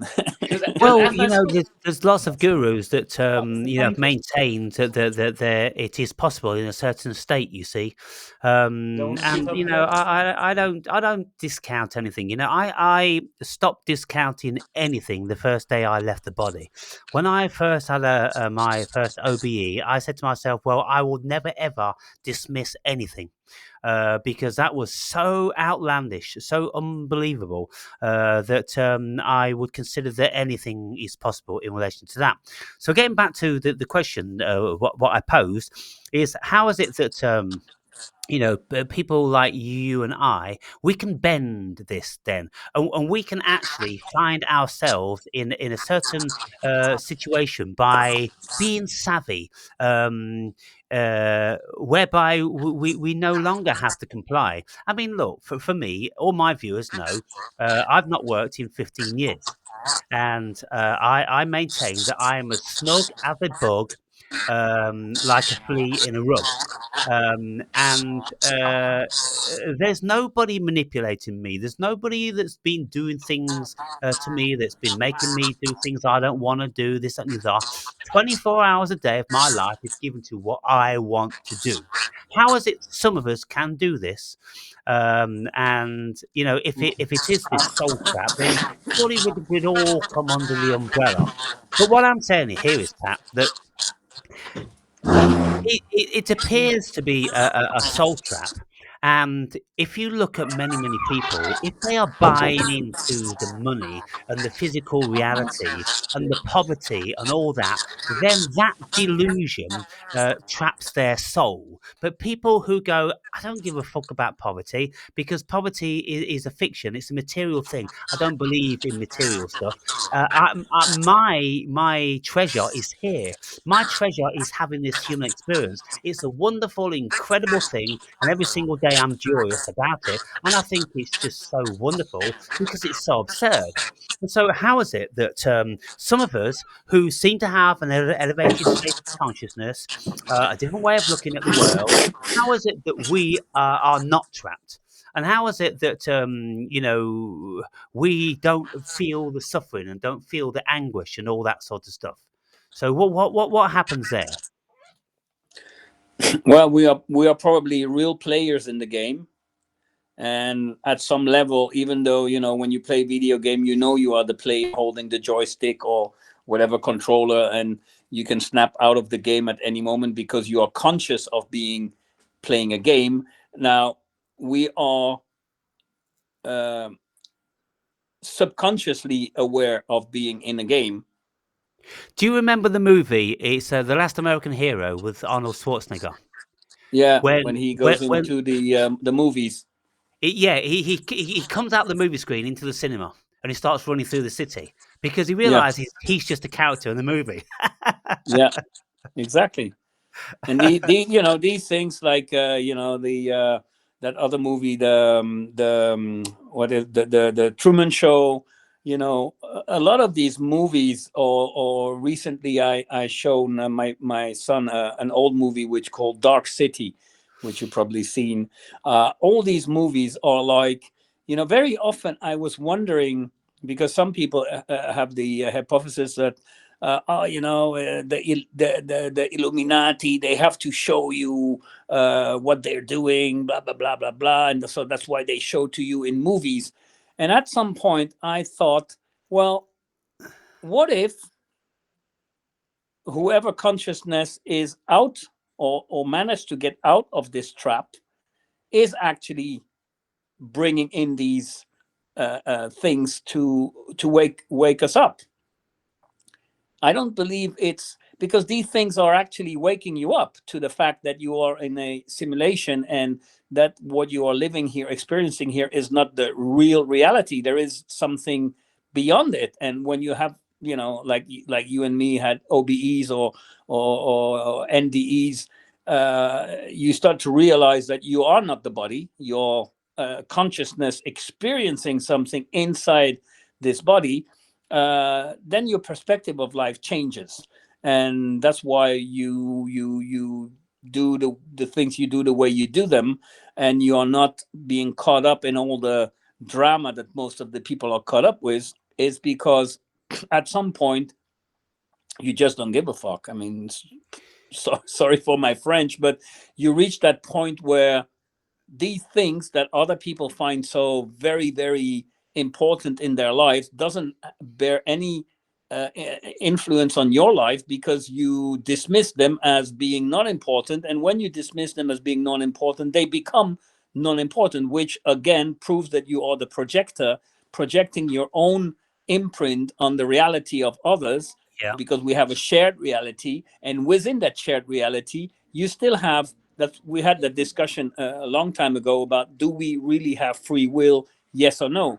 So I believe we do have free will from a creational point of view. If we are infinite consciousness, we do have free will, because there is no logical thinking that would allow consciousness to not have free will. I mean, what would prevent us to have free will? But again, Oh, and what would be inside the this point of us simulation. not having, any free will? If we don't have any free will at all, what would be the point of consciousness doing this? Unless, of course, like you said earlier, it's all written like on a CD. Because then we Yeah. don't have any free will, because it's all written. So everything that we're going to do is already down there. So we have to be careful about the potential for contradicting ourselves. Because if we consider that, this whole dimension is written, and we just, we can, dob in and out of grooves and things like that, then we can't have any free will. But that's why I still believe it's like a game, because inside the game, the backdrop is existing on the DVD or the CD, or the program. But you as a player, you are unpredictable. You know, when you play any kind of platform game that you can share with other people, from, let's say, Australia all the way to wherever you stand in the world. The game that was designed initially is designed as a backdrop with a storyline and certain actions that you can do within them. But each single player who is going to join the game is become unpredictable by the game itself. The game Exactly. cannot predict. Now let me run this one by you then, because I think, because if I think that modern society is created out of our imagination and the imagination of our forebears, then I would just want to continue going right back to the beginning of time, which I do. I read a lot of the ancient mythology, and I see how our forebears were thinking. And for instance, the Gnostics have made claim that there's a demiurge, and the demiurge has trapped us in this pleroma, and it's a soul trap and all this stuff. Well, that seems to me to be an interpretation of thinking people's minds. Because look, when we have grown up and we've evolved more and more and more from hunter gatherers, and we start with little villages, and then we go into towns. Well, there's always a jurisdiction which comes with those towns, and the jurisdiction's called law. And it's certain people that get together and say we should have law to prevent him from doing this and her from doing that. So what do? We self-impose restrictions upon ourselves due to our fear. Now, when we go through society, we're advancing in years more and more and more. We impose more and more restrictions upon ourselves because there's always going to be one person that's going to do something. Like one person kills your mother, one person pedos your kid, one person burns your house, one person, steals all of your life savings. So you all have an uproar about this. This person did this. We need a law against it. So we have more laws, more laws, more laws, more laws. Till in the end, we find that we can't, in actual fact, move out of our self-created little insecurity grooves. There's one philosopher which said this. There was a young man who said, "Damn, it is born within me that I am, a creature that moves in predetermined grooves, not even a bus, but a tram." Now, what we have done, we have self-imposed all of these restrictions upon ourselves, and with our ignorance, if we're not careful, we can blame it on somebody else. But we've done Mhm. everything ourselves, and the only difference is that some smart people have took advantage of our foolishness, and they've took advantage of our insecurities, and they've gone to themselves, "Huh, we've got money. We can give them little security here, but we'll steal their soul. And we'll tell them that they need to work for 65 years, and they'll buy into it." So I just think it's all created out of human consciousness. Mhm. And that's why I think it's been hijacked at some point, because all these restrictions, if you start to take them apart, a lot of these things don't make any sense. In my Well, book about without money, I started to think, well, why you are telling me there is this tree and the fruit is ripe. Some of it already started to fall on the floor and starts to rotten. And if I want to take one, someone is telling me, well, you're not allowed because you need to have a piece of paper with ink on it, on a coin, to be able to eat that thing. But if that thing is just fall down and it's going to start rotten, well, you cannot eat it. And I'm like, does it make sense? It doesn't make any sense. We recently had, like, because of this European Union thing, we had this very funny thing that happened. Well, funny, it turns out to be funny in the end, but we had this guy who was producing tomatoes, and he had produced like half a ton of tomatoes, excessively, on what he was allowed. And so they asked him to destroy it.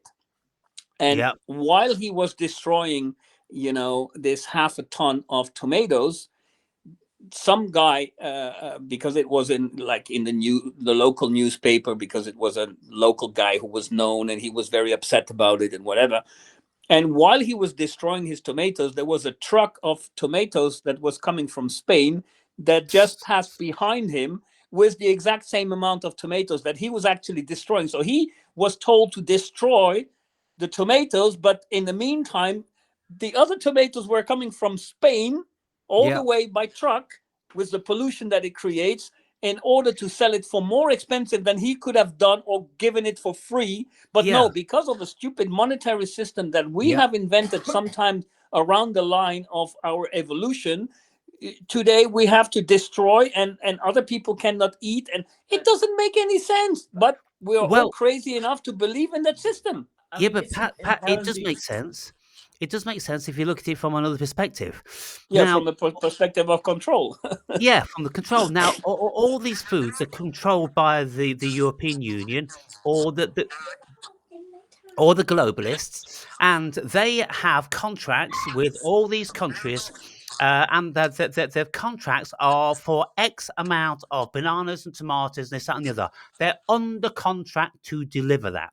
Now, if you've got an independent farmer which has a bumpy year of tomatoes and selling them at half the price because he can, because he's local, well, there's going to be no need for these tomatoes coming from Spain. So but monopoly guys are going to be completely out of pocket. So therefore, they have to create a rule then to say that it's outside of the parameters of the European Union. You must destroy them. So it does make sense from that perspective. It's an evil control mechanism, but it does make sense from larger and larger perspectives. You see, we have to go out and out and out and out and out. We have to look globally. When we have an insight of what the globalists are actually doing, then every single thing does make sense. In some shape or form. There may be lots of contradictions and this, that, and the other, but most of these things, they seem stupid to us because it's kind of like, I've got tomatoes here, and there's 1,000 fucking acres of tomatoes, and why are you buying the ones that come from Spain and they're not even ripe and these are juicy and everything? Well, it's because it's all tied up, and so that's just how it is. But if we look at the absurdity of that, everybody goes along with it. The farmer destroys his That's the tomatoes thing. and nobody will fucking buy them. So we are to blame, for all of this stuff. Absolutely. We're to blame for enabling the European Union to have these governance over us because we've been fucking asleep. We don't know who the self-elected hierarchical system is of Brussels. In actual fact, nobody can even say that's the guy because nobody even knows these people. They're self-elected. They always have been. And so as long as we allow that to happen, Pat, how can we in good conscience point the finger and blame anybody when we're to blame really for our ignorance, aren't we? Oh yeah, yeah. It's a question of that's what I explain in my book. It all comes down to first becoming conscious of the problem, because you cannot solve a problem unless you acknowledge that there is a problem, and that's the main issue. Is when I start to talk about these things with people around me, they look at me like I'm some crazy guy because they've they were born inside a system that they've never questioned. They never even question the system that they're born in. And when I start to give them examples and asking them questions about, well, do you think this is normal? And they look at you like, well, it's always been like this, like it's inherently a part of nature, like a tree is growing out of the ground. Well, the monetary system was created out of a natural thing, which is absolutely not natural. And it's completely created the society that we live in nowadays. And that's why my book is called Without Money We Would All Live Like Billionaires, not in the sense that we would all have money like billionaires. No, it means we would all have a rich life where we would have no more restrictions and we would have abundance of everything. But we all have accepted to live in this slave system because money is just a slave system that has replaced the slavery system of the old days, where you had to be a slave, and if you didn't do this and that, they would beat you to death until people got fed up and would kill the landlord because they were fed up being beaten by the landlord. So then they found a way to, well, if we want to enslave the people, let's create a system where they have the illusion of freedom.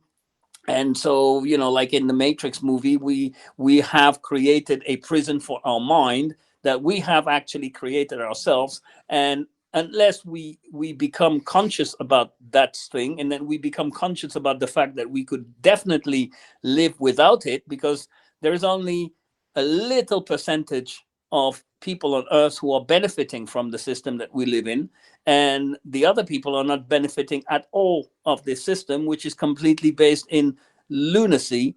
And it doesn't make any sense why we would need pieces of paper that are created out of thin air, because most people don't even know how money works. They don't know anything about fractional banking, where banks can basically create 90% of the money that they lend out to you is fictional money that doesn't even exist. Well, all money is technically fictional. Yeah. That's the funny part. It's a fiction. So, I mean, I'm looking forward to reading your book, Pat, and I'm going to make some notes, and then, I'll come back for another conversation on that. But what I can already envision is that I'll be able to write alongside your book an equal account supporting let's say the globalists, because what I do is I detach myself from any emotion, and I look at things rationally.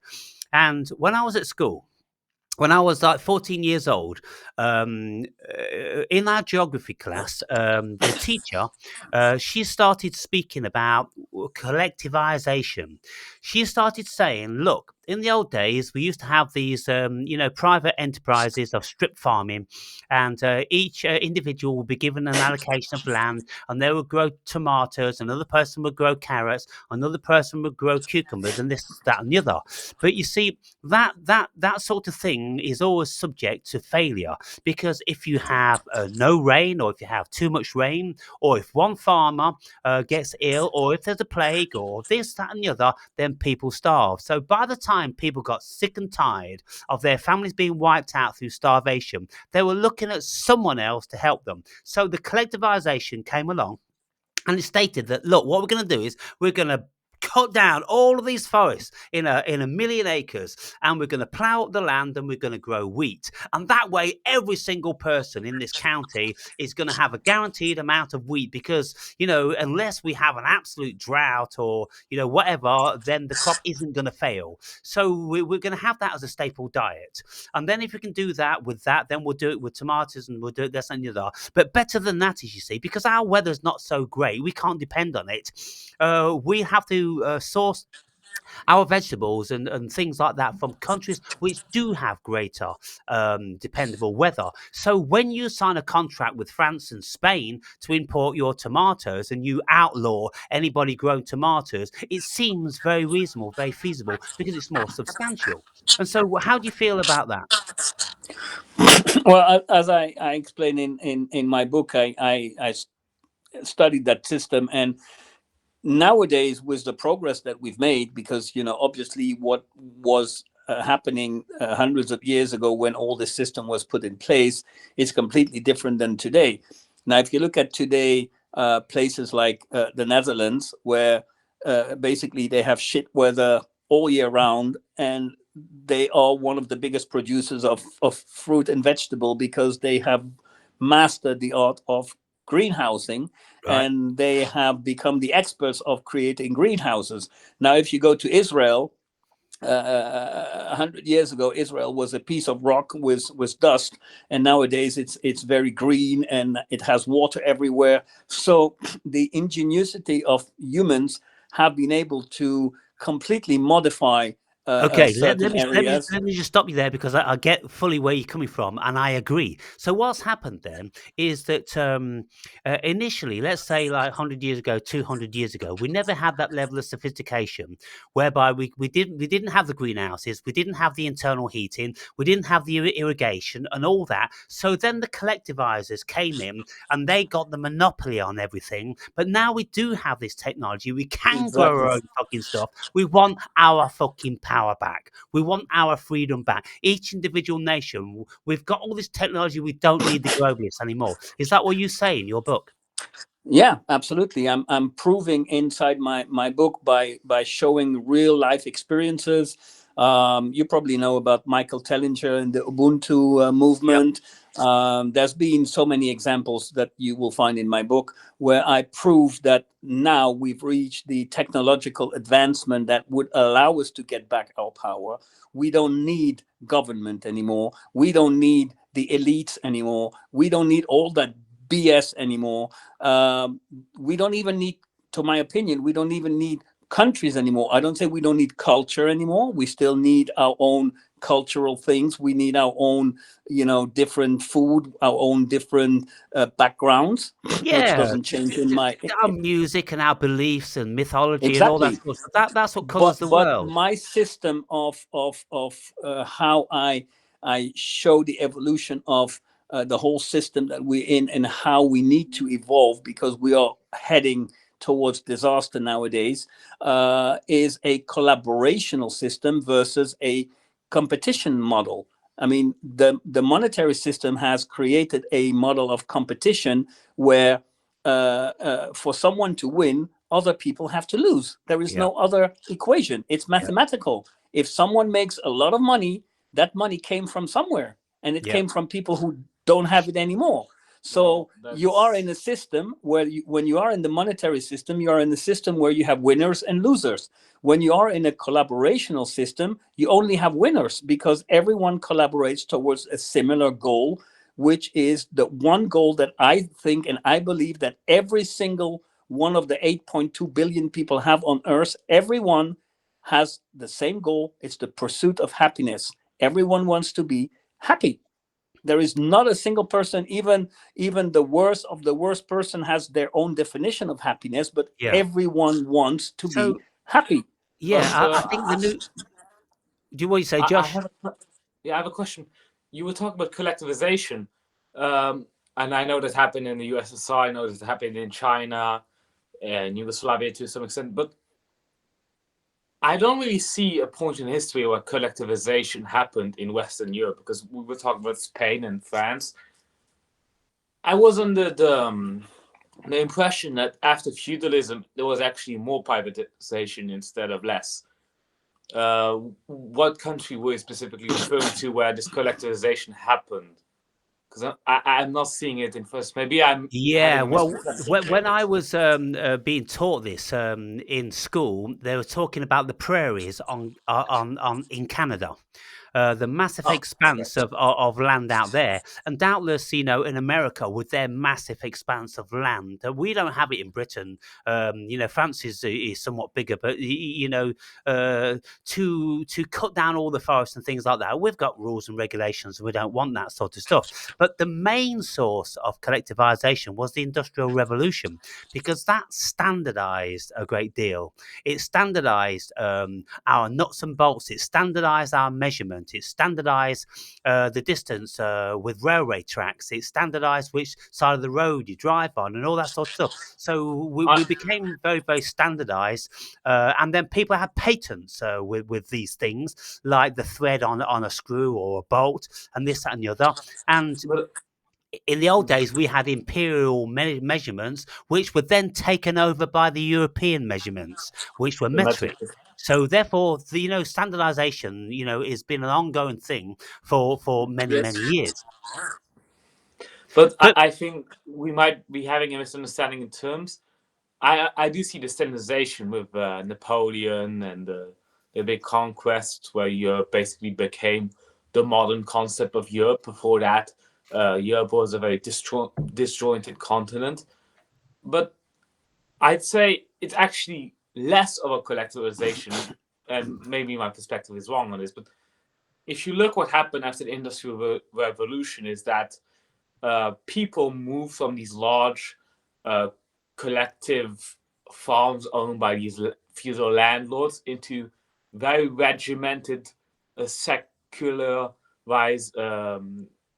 places, which are the modern cities, where they all had to specialize into very specific tasks and work in yeah, individual standardized into the factories. workhouses. It's not like the USSR, it's a very different way of evolution.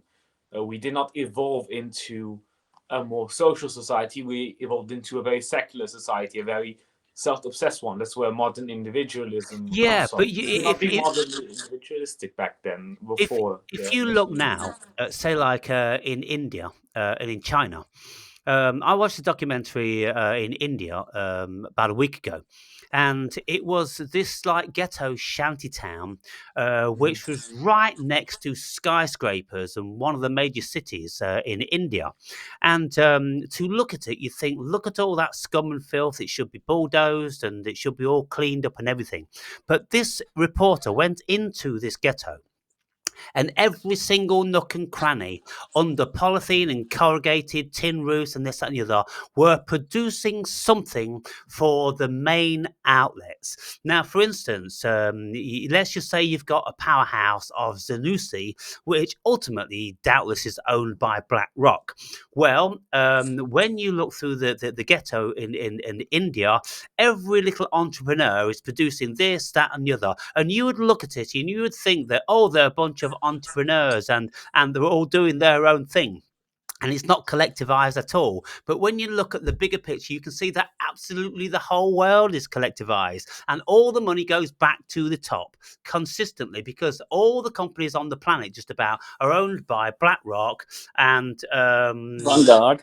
No. Vanguard, yeah, and so we're under this massive collectivization, and maybe it just isn't so obvious in lots of instances. But No, let because me ask you, Patrick. it's being diluted. It's being diluted to give the people the illusion that, you know, the American dream, that everyone can make it and become, you know, very rich and whatever dream that they it's the carrot, you know, it's the donkey and the carrot Yeah, and it's attached also to the this rope. one that they tell everybody that you go to university, you'll be your own man, and then when you've got an education, you can have a choice of what you want to do. That That's what I absolutely want to. isn't true. You go to university, and then there's only one or two fucking avenues where you can go with that level of education. You can't all of a sudden go out and be an entrepreneur, do this and do that. You don't have the skills. You've parrot fashioned all the information that the big companies want you to have. And then when they give you a degree, they'll go, okay, you've got our degree, you come and work for us. And that's it. Yeah, you're just being formatted to become an obedient worker. Yeah. I wanted to touch on this. Is I want to go back to my lens analogy. I think that what we see is that systems tend to always pivot to the same conclusions, as in there will always be people on the top abusing whatever system there is to enrich themselves the most. We saw this in the USSR. We saw this in early industrial Europe. We see this all around the world, regardless of culture and regardless of economic system.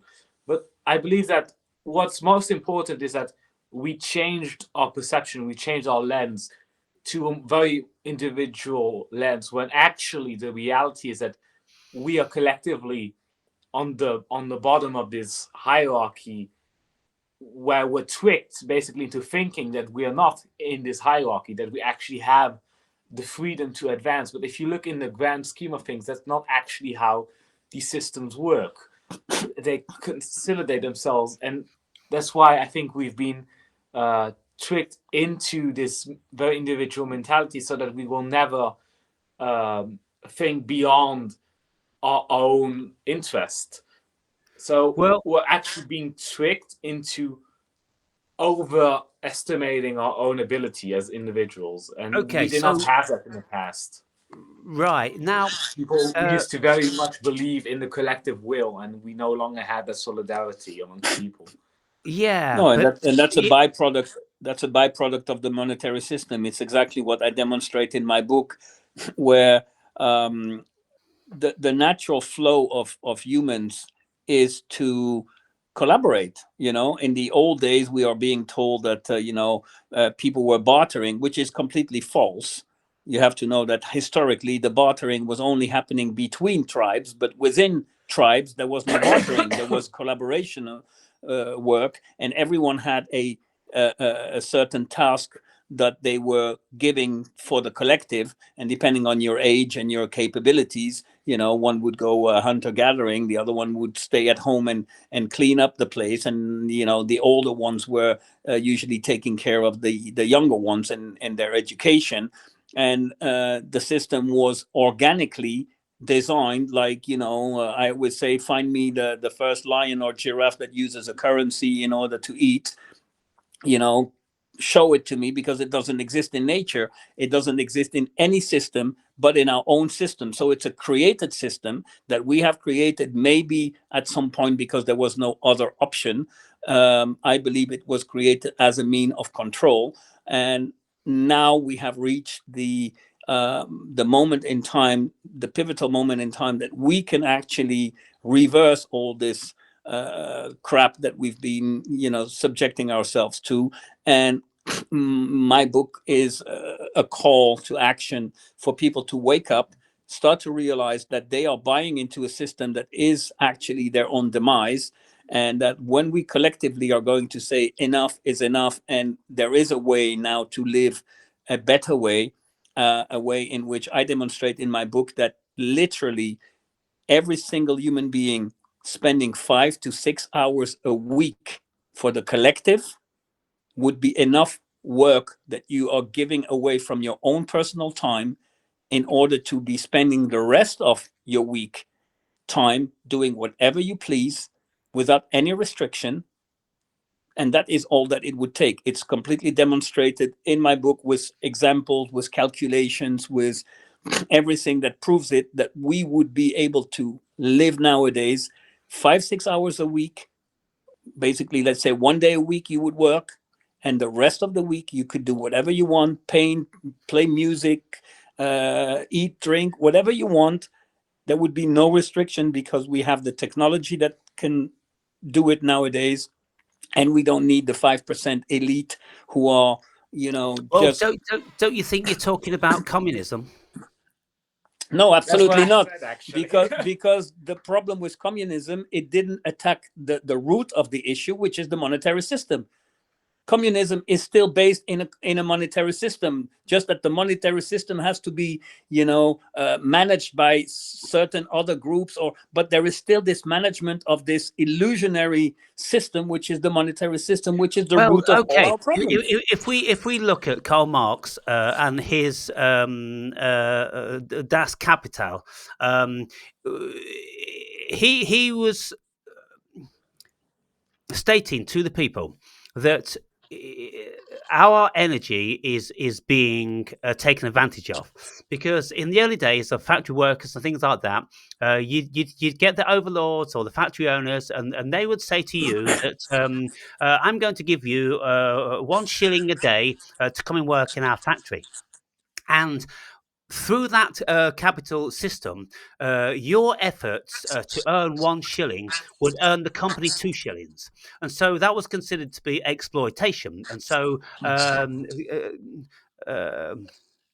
Marx didn't like the exploitation. That's why he was advocate for communism, because who is it that's creaming off all this extra money? Because they're the ones that are going to be in a position of power to start to manipulate the masses, and of course they are. But we've got a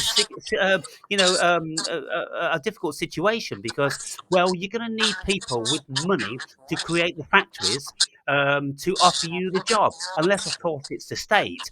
And if the state create the factory to offer you the job and pay everybody the same, then it's communism. And it doesn't matter, what you say about money. At the end of the day, money needs to be distributed and it needs to be generated, and people's No, energy needs to money be. money needs to be obliterated completely out of the existence, and we need to understand one thing: the only real currency that exists is our time and energy. Yeah, but Pat, There is no money. Yeah, but if How you come to work for me, you're giving me your energy. What do you want from me in return? Potatoes, eggs, and cucumber? I'm not working for you. I'm working for all of us. can Okay, I? The so perspective that there cannot be the concept of one being the boss over another. yeah, That concept is a byproduct okay. of money, because This is so complex. Let me just give you one more question, because I'll read your book and then I'll come back to you. Yeah, but in an ideal world, a labourer would earn exactly the same as a scientist, regardless of absolutely. the amount of effort that they're put into their education.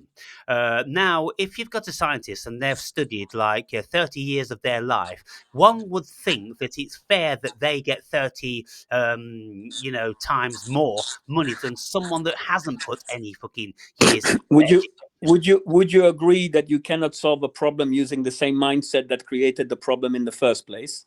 Well, I mean, I think that's the standard as far as Einstein's concerned. Yeah.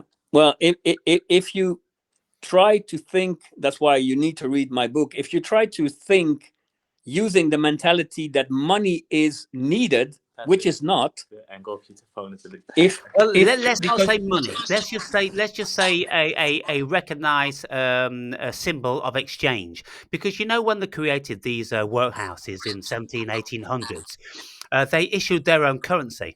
and the currency could only be spent in the warehouse's shops. So the warehouse would employ the people, pay the people, and then receive the money back from the people because they couldn't spend it anywhere else. And I suppose, I don't know, maybe on some level it was discounted because they were doing that. But unless you have supermarkets, Pat, which have got absolutely everything, which you can just go and take, and anyone can take this stuff, and you don't need to show any exchange or any warrant for it or whatever. I can walk into to a showroom and have a Rolls Royce every single week if I want to, because it's available, because it's my right.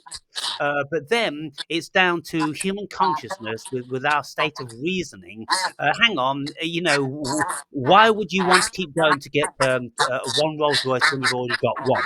You could say, well, I wanted the new one. I've had this one year and I want the new Ow. one. And then you can keep doing it like that. And if there's copious amounts of goods for everybody, which everybody is deserving of, and everybody has the right to, well, everybody. You see, this is what the New World Order is supposed to be doing. This is what the World Economic Forum have been saying. They want to collectivize everything, and they want to say, well, look, if you want to borrow a drill, don't be buying a drill. We don't want fucking drills in every single house on the planet. Let's just have 20 drills in a village, and whenever you want to go use a drill, you go and borrow that one. Are you speaking something like that? Because if we're all supposed to own the drill and own the chisel and own the spade, then we've got this whole Ow. resource thing going on, haven't we? Sorry, I want to interject. Are you familiar with Josiah Warren? No. No. Okay, so Josiah Warren is considered to be, well, a very innovative figure in the terms of production. Is before Josiah Warren in America, the trade relations were very much still like the early industrial revolution, where workers were getting paid very little and then expected to work many hours. But what Josiah Warren experimented with is allowing workers to own shares in their own labor, but in a way which is not monetary. So in ways of beneficial hours, where they work for certain hours and then they get the certain benefits. And he actually realized by actually removing some of the monetary incentive and creating non-monetary incentives, he could actually make his workers more productive while working less hours. And he really pioneered that for a while, though it eventually failed when he Yeah, I tried mean, something all more this stuff similar. it's very, very highly, debatable because there's pros and cons for everything, and we'll go around like religion forever and ever. But I'll read your book, Pat, and then we'll get back to you on that. But just to wrap this conversation up, if we can, for say like 15 minutes or something, can I get your perspective on the soul and what you think the difference is between soul and spirit?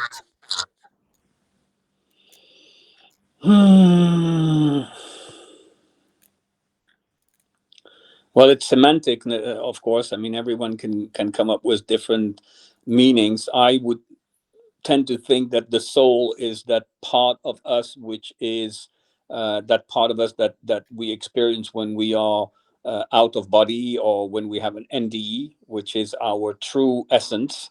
The non-corporal being that is you, and the spirit is what you experience in this incarnation, which could be a completely different spirit than what you had in a previous incarnation, where you could have been of a different gender, or from a different country or a different ethnicity or whatever, where you could have had a completely different spirit.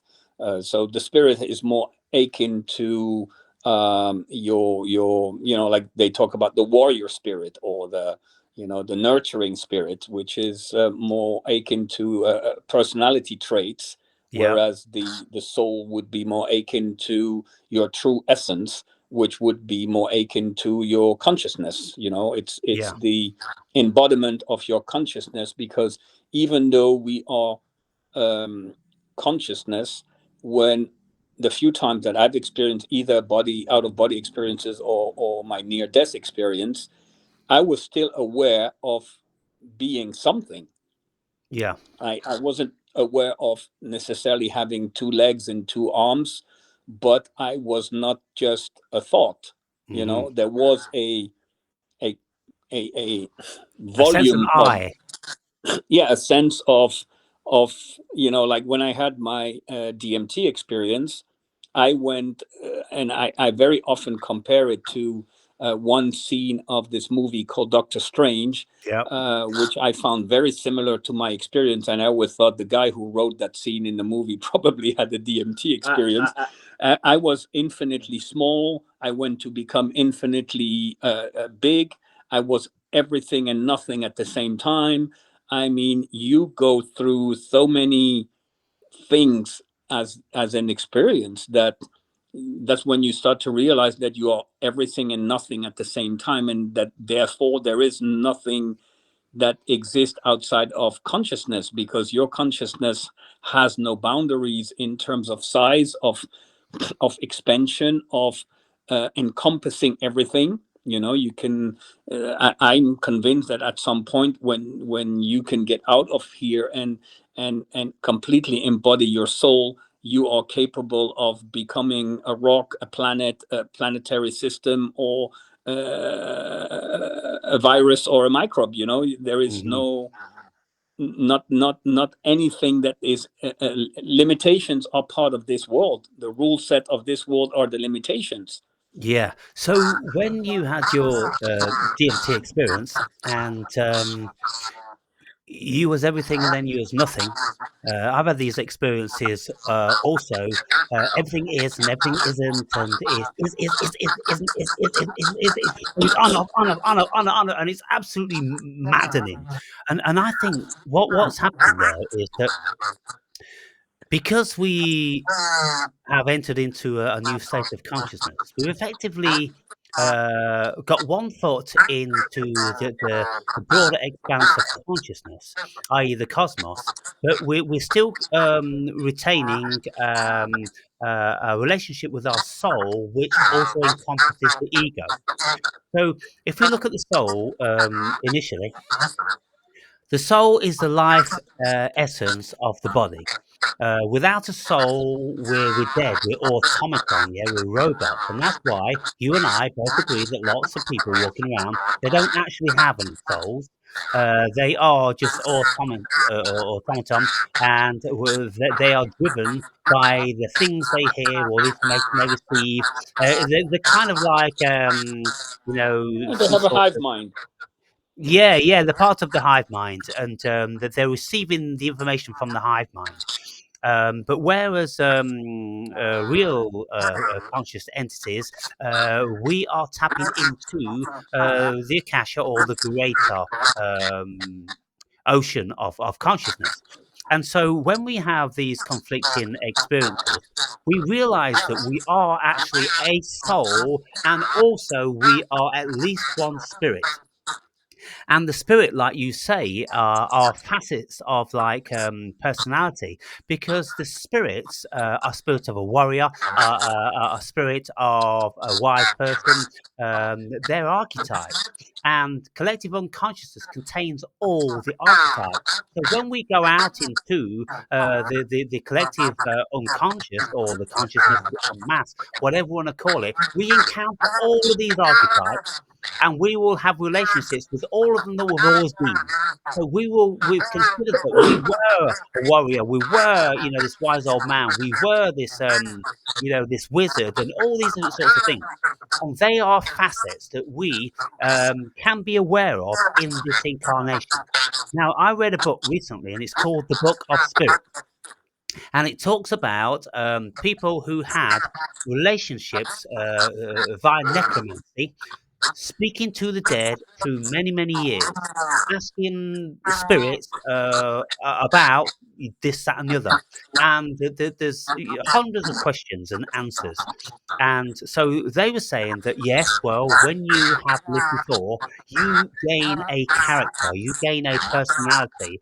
And when you die, that then goes back to the hub. And when you're there, you remember all of those, because it's like having a facet. If you are a diamond and you cut one facet, then you've got one facet to gather the light and refract crack the light, and then you have another facet and another facet and another facet. By the time we've become old souls, we've got thousands or millions of facets of these things that we've been. So we carry all these characters. And this is why in my videos, I'm always saying that there are myriad spirits within me. And I know that there's myriad spirits within me because I've felt them come and go throughout the years. The spirit of the warrior, the spirit of the adventurer, the spirit of the lover, the spirit of the the self abuser, the alcohol and impurities, the entrepreneur. All these spirits, lots of them come and lots of them go, and some lie dormant in case you want to use them again. So that's the spirit conglomerate, but the soul is the essence of life pertaining to our consciousness in our human experience. So we've got effectively at least two things going on. That's why we'll feel very conflicted because the ego tells us that we're just this body and we are small. But our consciousness, when it escapes the clutches of the ego, it realizes that it's the cosmos. And so, there's many wonderful books that you can read about these sorts of levels of interpretation. And one of them I've been reading in recent times is Madame Blavatsky's Isis Unveiled, which starts off the whole thing for 700-800 pages is about all the different varieties of spirits that have been encountered and are within human consciousness, all the stuff throughout all the ages. And then it goes on to bordering on Rudolf Steiner's sort of higher worlds, with the astral travel and the ethereal bodies and, all different sorts of bodies that manifest in different vibratory dimensions. Now, when we look at all this different sort of stuff and we start looking at modern day interpretation, then we can see that what the human being is now trying to do is trying to place these experiences that the human being has had throughout thousands of years. And one of the ways in which one person is trying to do it, are you familiar with Brian Greene? He's Yeah, a it says some. theoretical physicist. You have seen him Yeah. on YouTube. He speaks about many worlds. Okay, so you've got Brian Greene, and then you've got Sean Carroll. And Sean Carroll, in particular, I think he's wrote a book on many worlds. And what he's saying is, look, we've got such a conundrum in relation to Schrodinger's cat hypothesis, whereby the cat is effectively dead and alive at the same time. They're saying that the only reason that we've hung on to that for so long is because we just can't think of anything else feasible. But what they've done now is they've decided that the many worlds hypothesis would answer that conundrum. And what it does is it allows the cat to still keep living in a parallel dimension. So when in the box, the cyanide capsule bursts and the cat dies at some period, which is unknown to people on the outside, that cat, which is dead, then goes on into parallel dimensions where it continues its life because it isn't dead there. And so when we look at what the scientists are trying to do, they're trying to work out how feasibly we can actually account for all this spiritual stuff. Now, Alan? when we have out-of-body experiences or when we have dreams and we go and see people that are known to us to be dead in this dimension, but we visit a dimension where they're not dead and they are absolutely living, they're continuing with their lives, and when they see you, it's like you've never left because you have an avatar there also in a parallel dimension. Mhm. You But follow me on this, guys?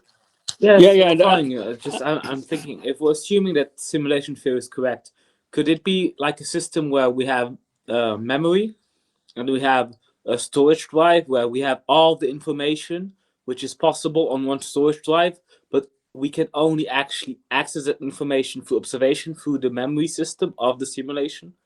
Would that make sense, or is it more complicated than that? Is it more complicated than a linear memory system and then the realm of the information available? Well, all the realms I've been into, out of body or spiritual experiences, this, that, and the other, I retain a memory of who and what I am.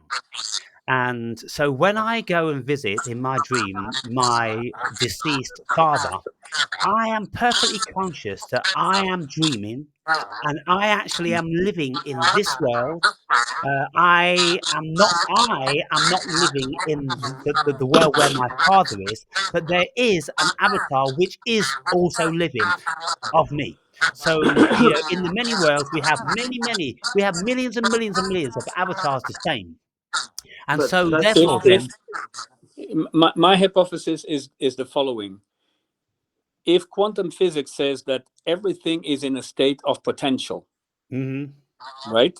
And that when being observed, then suddenly it becomes, the wave is collapsed and it becomes a particle, which yeah, in essence is the essence of matter. Then I would say that every single scenario exists. Okay, yeah, yeah, every every single scenario exists. That means the ultimate consciousness has created every single thing that could be possible. yeah, It's already existing. There is no new creation. Everything is existing, and you move yeah, through all these different options. Now, when I had my near-death experience, my motorcycle accident, one me maybe really died that day. And I will tell you yes, what. When I had my DMT experience or other experiences, what I noticed is what people like to call the veil, where you have this impression of breaking through some veil, that you have the crisp, yeah, in yeah, DMT you have this crisp sound, the where you have the impression of breaking through that veil. Now, I cannot remember the name of the movie, but I remember seeing a movie very, very long time ago where this person would die and actually died in one timeline, but continued living in another timeline. But he would retain the memory of the old timeline where he came from. And then he would be in this new timeline where everyone would be the same persona that he had in the other, but with slight differences. That's how he started to notice that he was in a different dimension, because let's say in the old timeline where he was and where he died, I wasn't really done with there was a woman that he knew, and she had like a birthmark here. But hmm, in the new timeline, that birthmark was slightly somewhere else. right. And that's where he started to realize, well, apparently I'm no longer in that. So he died actually in the other timeline, and he just entered a new timeline. So I could imagine that we never die. We just move You to just different move dimensions or different. dimension. Yes. but Now, I wasn't really done with my point. I wanted actually Okay. to analyze on a very technical level about simulation theory. So my first question would be, if we're actually assuming this is some form of computer simulation, I mean, if that's your assumption, would this be a quantum computer, or is the quantum itself invention of the computer, as in that a lot of computers are very all computers basically are binary, unless they're quantum computers, because quantum computers actually work off quantum bits, which is a very different system. I could go into that. But all of the normal computers work on a binary where everything is either not existing or existing, yeah, which is somewhat like how the quantum system works. Is either existing or not existing, and it only changes when a certain signal is given and data is observed. So would it be that this simulation, if it would be on a normal computer, what? Lower the voice because it's very late and there are people sleeping. So it's just, I know it's often difficult to hear, but you could. Sorry, you kind of broke my my train of thought. But if it was a simulation in a normal computer, you could come to the conclusion that what we're seeing with this quantum reality is actually just a computer making these ones and zeros, which would be a linear theory, because that's linear data.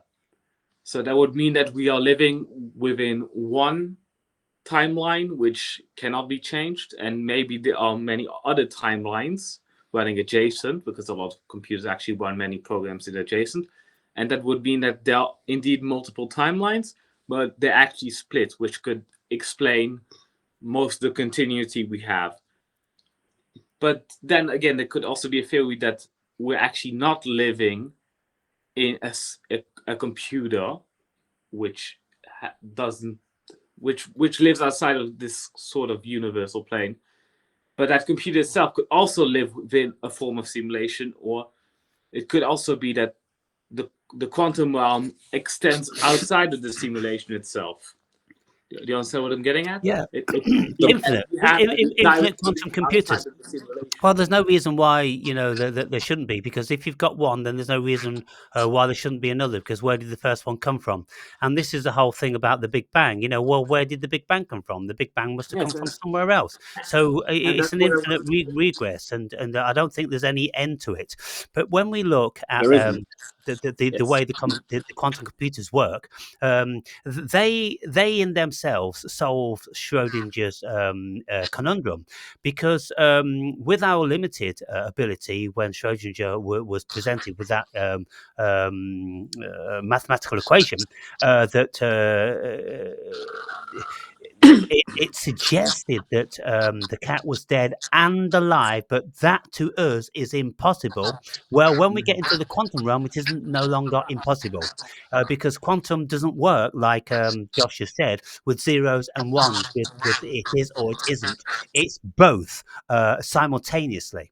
And so I think that, like you say, Pat, everything is going on, and this is why when you got people like Sean Carroll who write a book, and they're very, very serious theoretical physicists and very well respected, and when they start hypothesizing about the many worlds, well, you know, all we've got to do is take what we've learnt about being the human being for thousands of years, and we can go, well, that's perfectly feasible. Because let me just tell you about an experience that I had one year when I was scuba diving in the Red Sea. I went on this dive, and it was for 45 meters. So it was 15 meters over and above the recommended and permitted depth of a scuba diver. And so the reason why, of course, you know, you're a diver, is because you'll get nitrogen narcosis, and anything can happen. So I got nitrogen narcosis because it was a very dark dive, and the tanks which we were breathing in had been filled too near the compressor, and they tasted of carbon monoxide. And so that gave a whole aura of sinisterness about the dive. And then when it was completely dark, because we were diving down to a cave, well, I got nitrogen narcosis, and I got a very negative one. And because I knew what it was, I knew what to expect, and I had nitrogen narcosis before, then I signaled to the instructor that I want up, and I had to come up, and I had to wait 8 minutes, you know, before I could rise, and that's a long time when you just want to get the fuck out of there. But you see, when I was traveling all over the world, going to these dive sites, there's plaques, there's brass and copper plaques on all these rocks and everything, where hundreds and hundreds of divers have died because they panicked when they got nitrogen narcosis, this, that, and the other. Now, the point of the story is, when I came out of that dive for 2 whole weeks, very, very intensely, I felt that I had died, and I was now living in a parallel dimension. And I had a vision of my funeral, and my daughter and family and friends going to it. I could see it all so clearly. And I just felt that I cheated death, because there's something actually in this physical thing that I was, which actually died. And I was in a completely parallel dimension with everything exactly the same. Only I just shifted because I died. And so I think that, like what you said, Pat, that's very, very feasibly what happens, because consciousness doesn't die, it cannot die. It has to go some fucking where else. And it doesn't go to heaven, it doesn't go to hell, it just shifts into another parallel dimension. I Same, have a. same, same. Like when you have a dream. Yes. When you are in the dream is so real. Even after, when you wake up in this reality and you start thinking about your dream, and you start finding many inconsistencies, which during the dream didn't seem inconsistent at all. So you could extrapolate and say, well, because this is what happened when I had my motorcycle accident at the age of 17. I was projected very high. I knew I was going to land. I mean, I basically, how you call it, head butted Headbutted. the floor. I mean, and I had a full body person on my back, completely with a big, I was DJing. So in those days we had the whole DJ equipment with the vinyl records, because in those days, so we had this big bag with so much weight, and I literally landed and hit the floor, and I was expecting to feel pain. And actually, what happened that day is exactly the same that happened to me when I did the DMT. I heard this and suddenly I was over my body, watching the whole scene and having this experience, which I wasn't expecting, of what the fuck am I doing here? Why does this guy look exactly like me, has the same clothes as me? Why is my motorcycle in the ditch there? Why is my friend looking completely whacked out? And then I came back, but I cannot stop thinking that, where did I come back? Did I come back to the exact same reality Yeah, that I just left? yeah. Or did I come back to a slightly variation of that reality, which is slightly different? And maybe, as I said, maybe I didn't notice, but maybe my friend had 1,000 hair on his head, and in this reality, he had 1,001 hair. I wouldn't notice it, but Mm. it could be a slightly different friend that I experienced, because my friend completely lost it, because he said, like, but you were dead, because he experienced me being dead, because he saw my body, he saw that it wasn't moving, he knew what just happened. And when I came back, he was, I mean, he looked at me like he saw a ghost. Mm. Really, he was like, You this shouldn't is be not alive. yeah. But I was about to actually get to the point of my thought experiment with the whole quantum simulation versus a regular simulation for a regular computer. Is that I think we're hitting a stage that, if my theory is correct, that the quantum and what you believe is connected to the simulation directly, as in that both realities live on the same quantum field, or at least a very interlinked one. Is that with the now invention of quantum computers, we could theoretically reach a stage where we could hack the universe, where we could actually write cheat codes into our very reality because of the quantum system, which is interlinked to this mainframe, this main controller of everything, the main simulator. So I actually had a thought experiment about this when I was just 9 years old, because I just learned about quantum mechanics then, due to my great father. And in quantum theory, everything can be interconnected, correct? Yeah, quantum Everything, entanglement. everything can be entangled. So, if we have a quantum understanding and a quantum computer powerful enough, we could theoretically entangle individual particles in our reality to form completely new, different structures. So, I was thinking we could be reaching a stage where we could actually become technological gods if nothing would stop us from advancing further into this quantum technology. And maybe this is pure science fiction, which I made up in my mind, but nothing is really stopping from us reaching that point in the next 300, 400 years. Well, I mean, I think you're overlooking the fact that we are a product of the quantum computer, and we No, are. that's not what I'm saying. I'm saying we could, Talk less loud. assuming that the quantum computers we have um, inter can communicate with the mainframe, we could theoretically get sort of cheat codes into our reality where we could hack the mainframe, assuming that would not be stopped. Of course, there could be a situation like the Yeah, Tower of but Babylon, yeah, where everything gets dispersed again and we end up yeah. back at square zero. But When you say we though, I mean you seem to be detaching yourself from the actual quantum computer, which is the simulation. So the simulation has created us all. We're all parts of the simulation, and so just because we have a certain level of freedom to hypothesize and fantasize about cracking the quantum computer and this that, and the other, we are a product of the computer, and we can only do what the computer is written for us to do. And I don't know, if we have many worlds, then there is any number of thing where we are in the matrix, and we're doing all different sorts of things. I mean, if everything's potential, then everything's feasible, and that's where we have to lose any semblance of human reality. And logic and reason. We have to completely dismiss all of that, because anything will go, whatever flight of fantasy we can go on, we can just expand that forever and ever and ever into multiple fractal forms. And so it's so super difficult to start contemplating the what ifs about all this sort of stuff.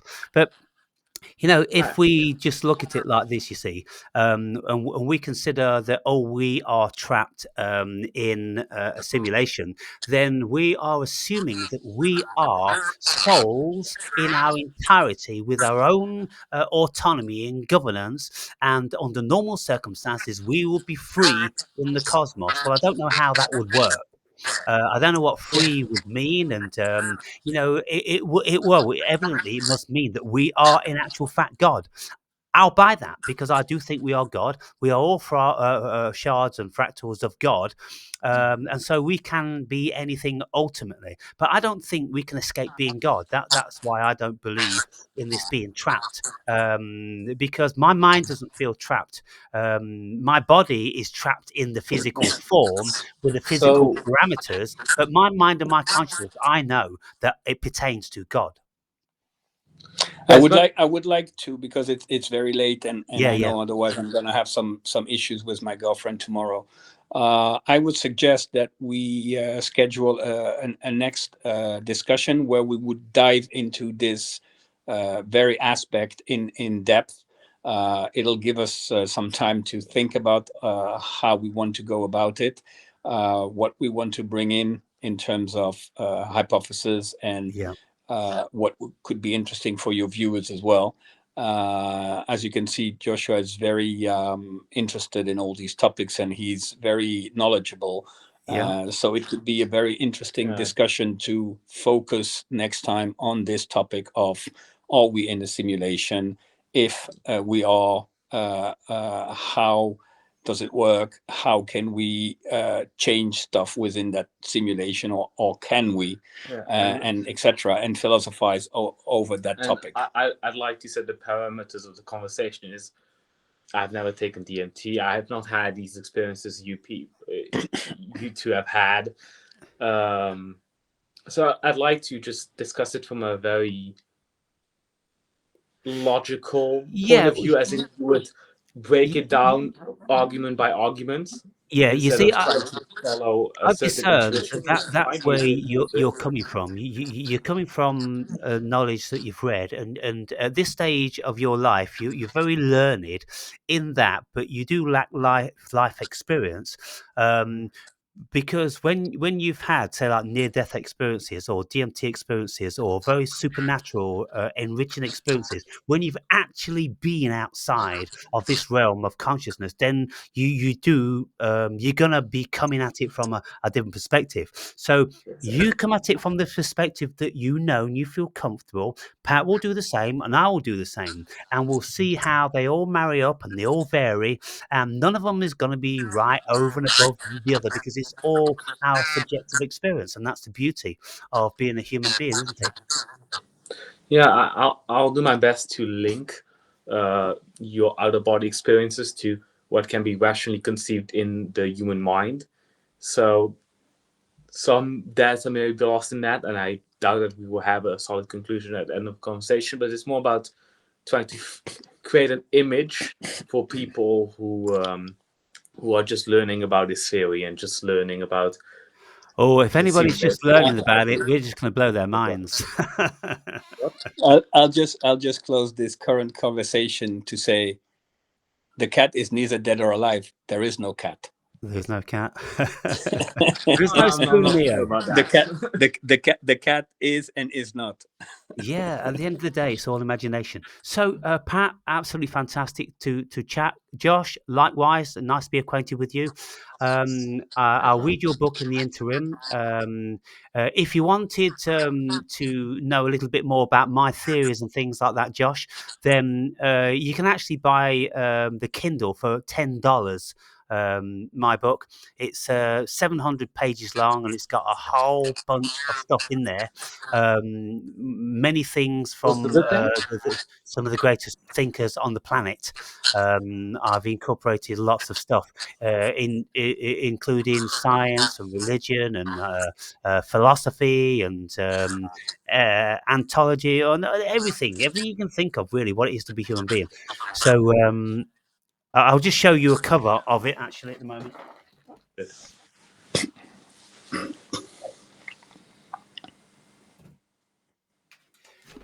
Did you see it on my channel, Pat?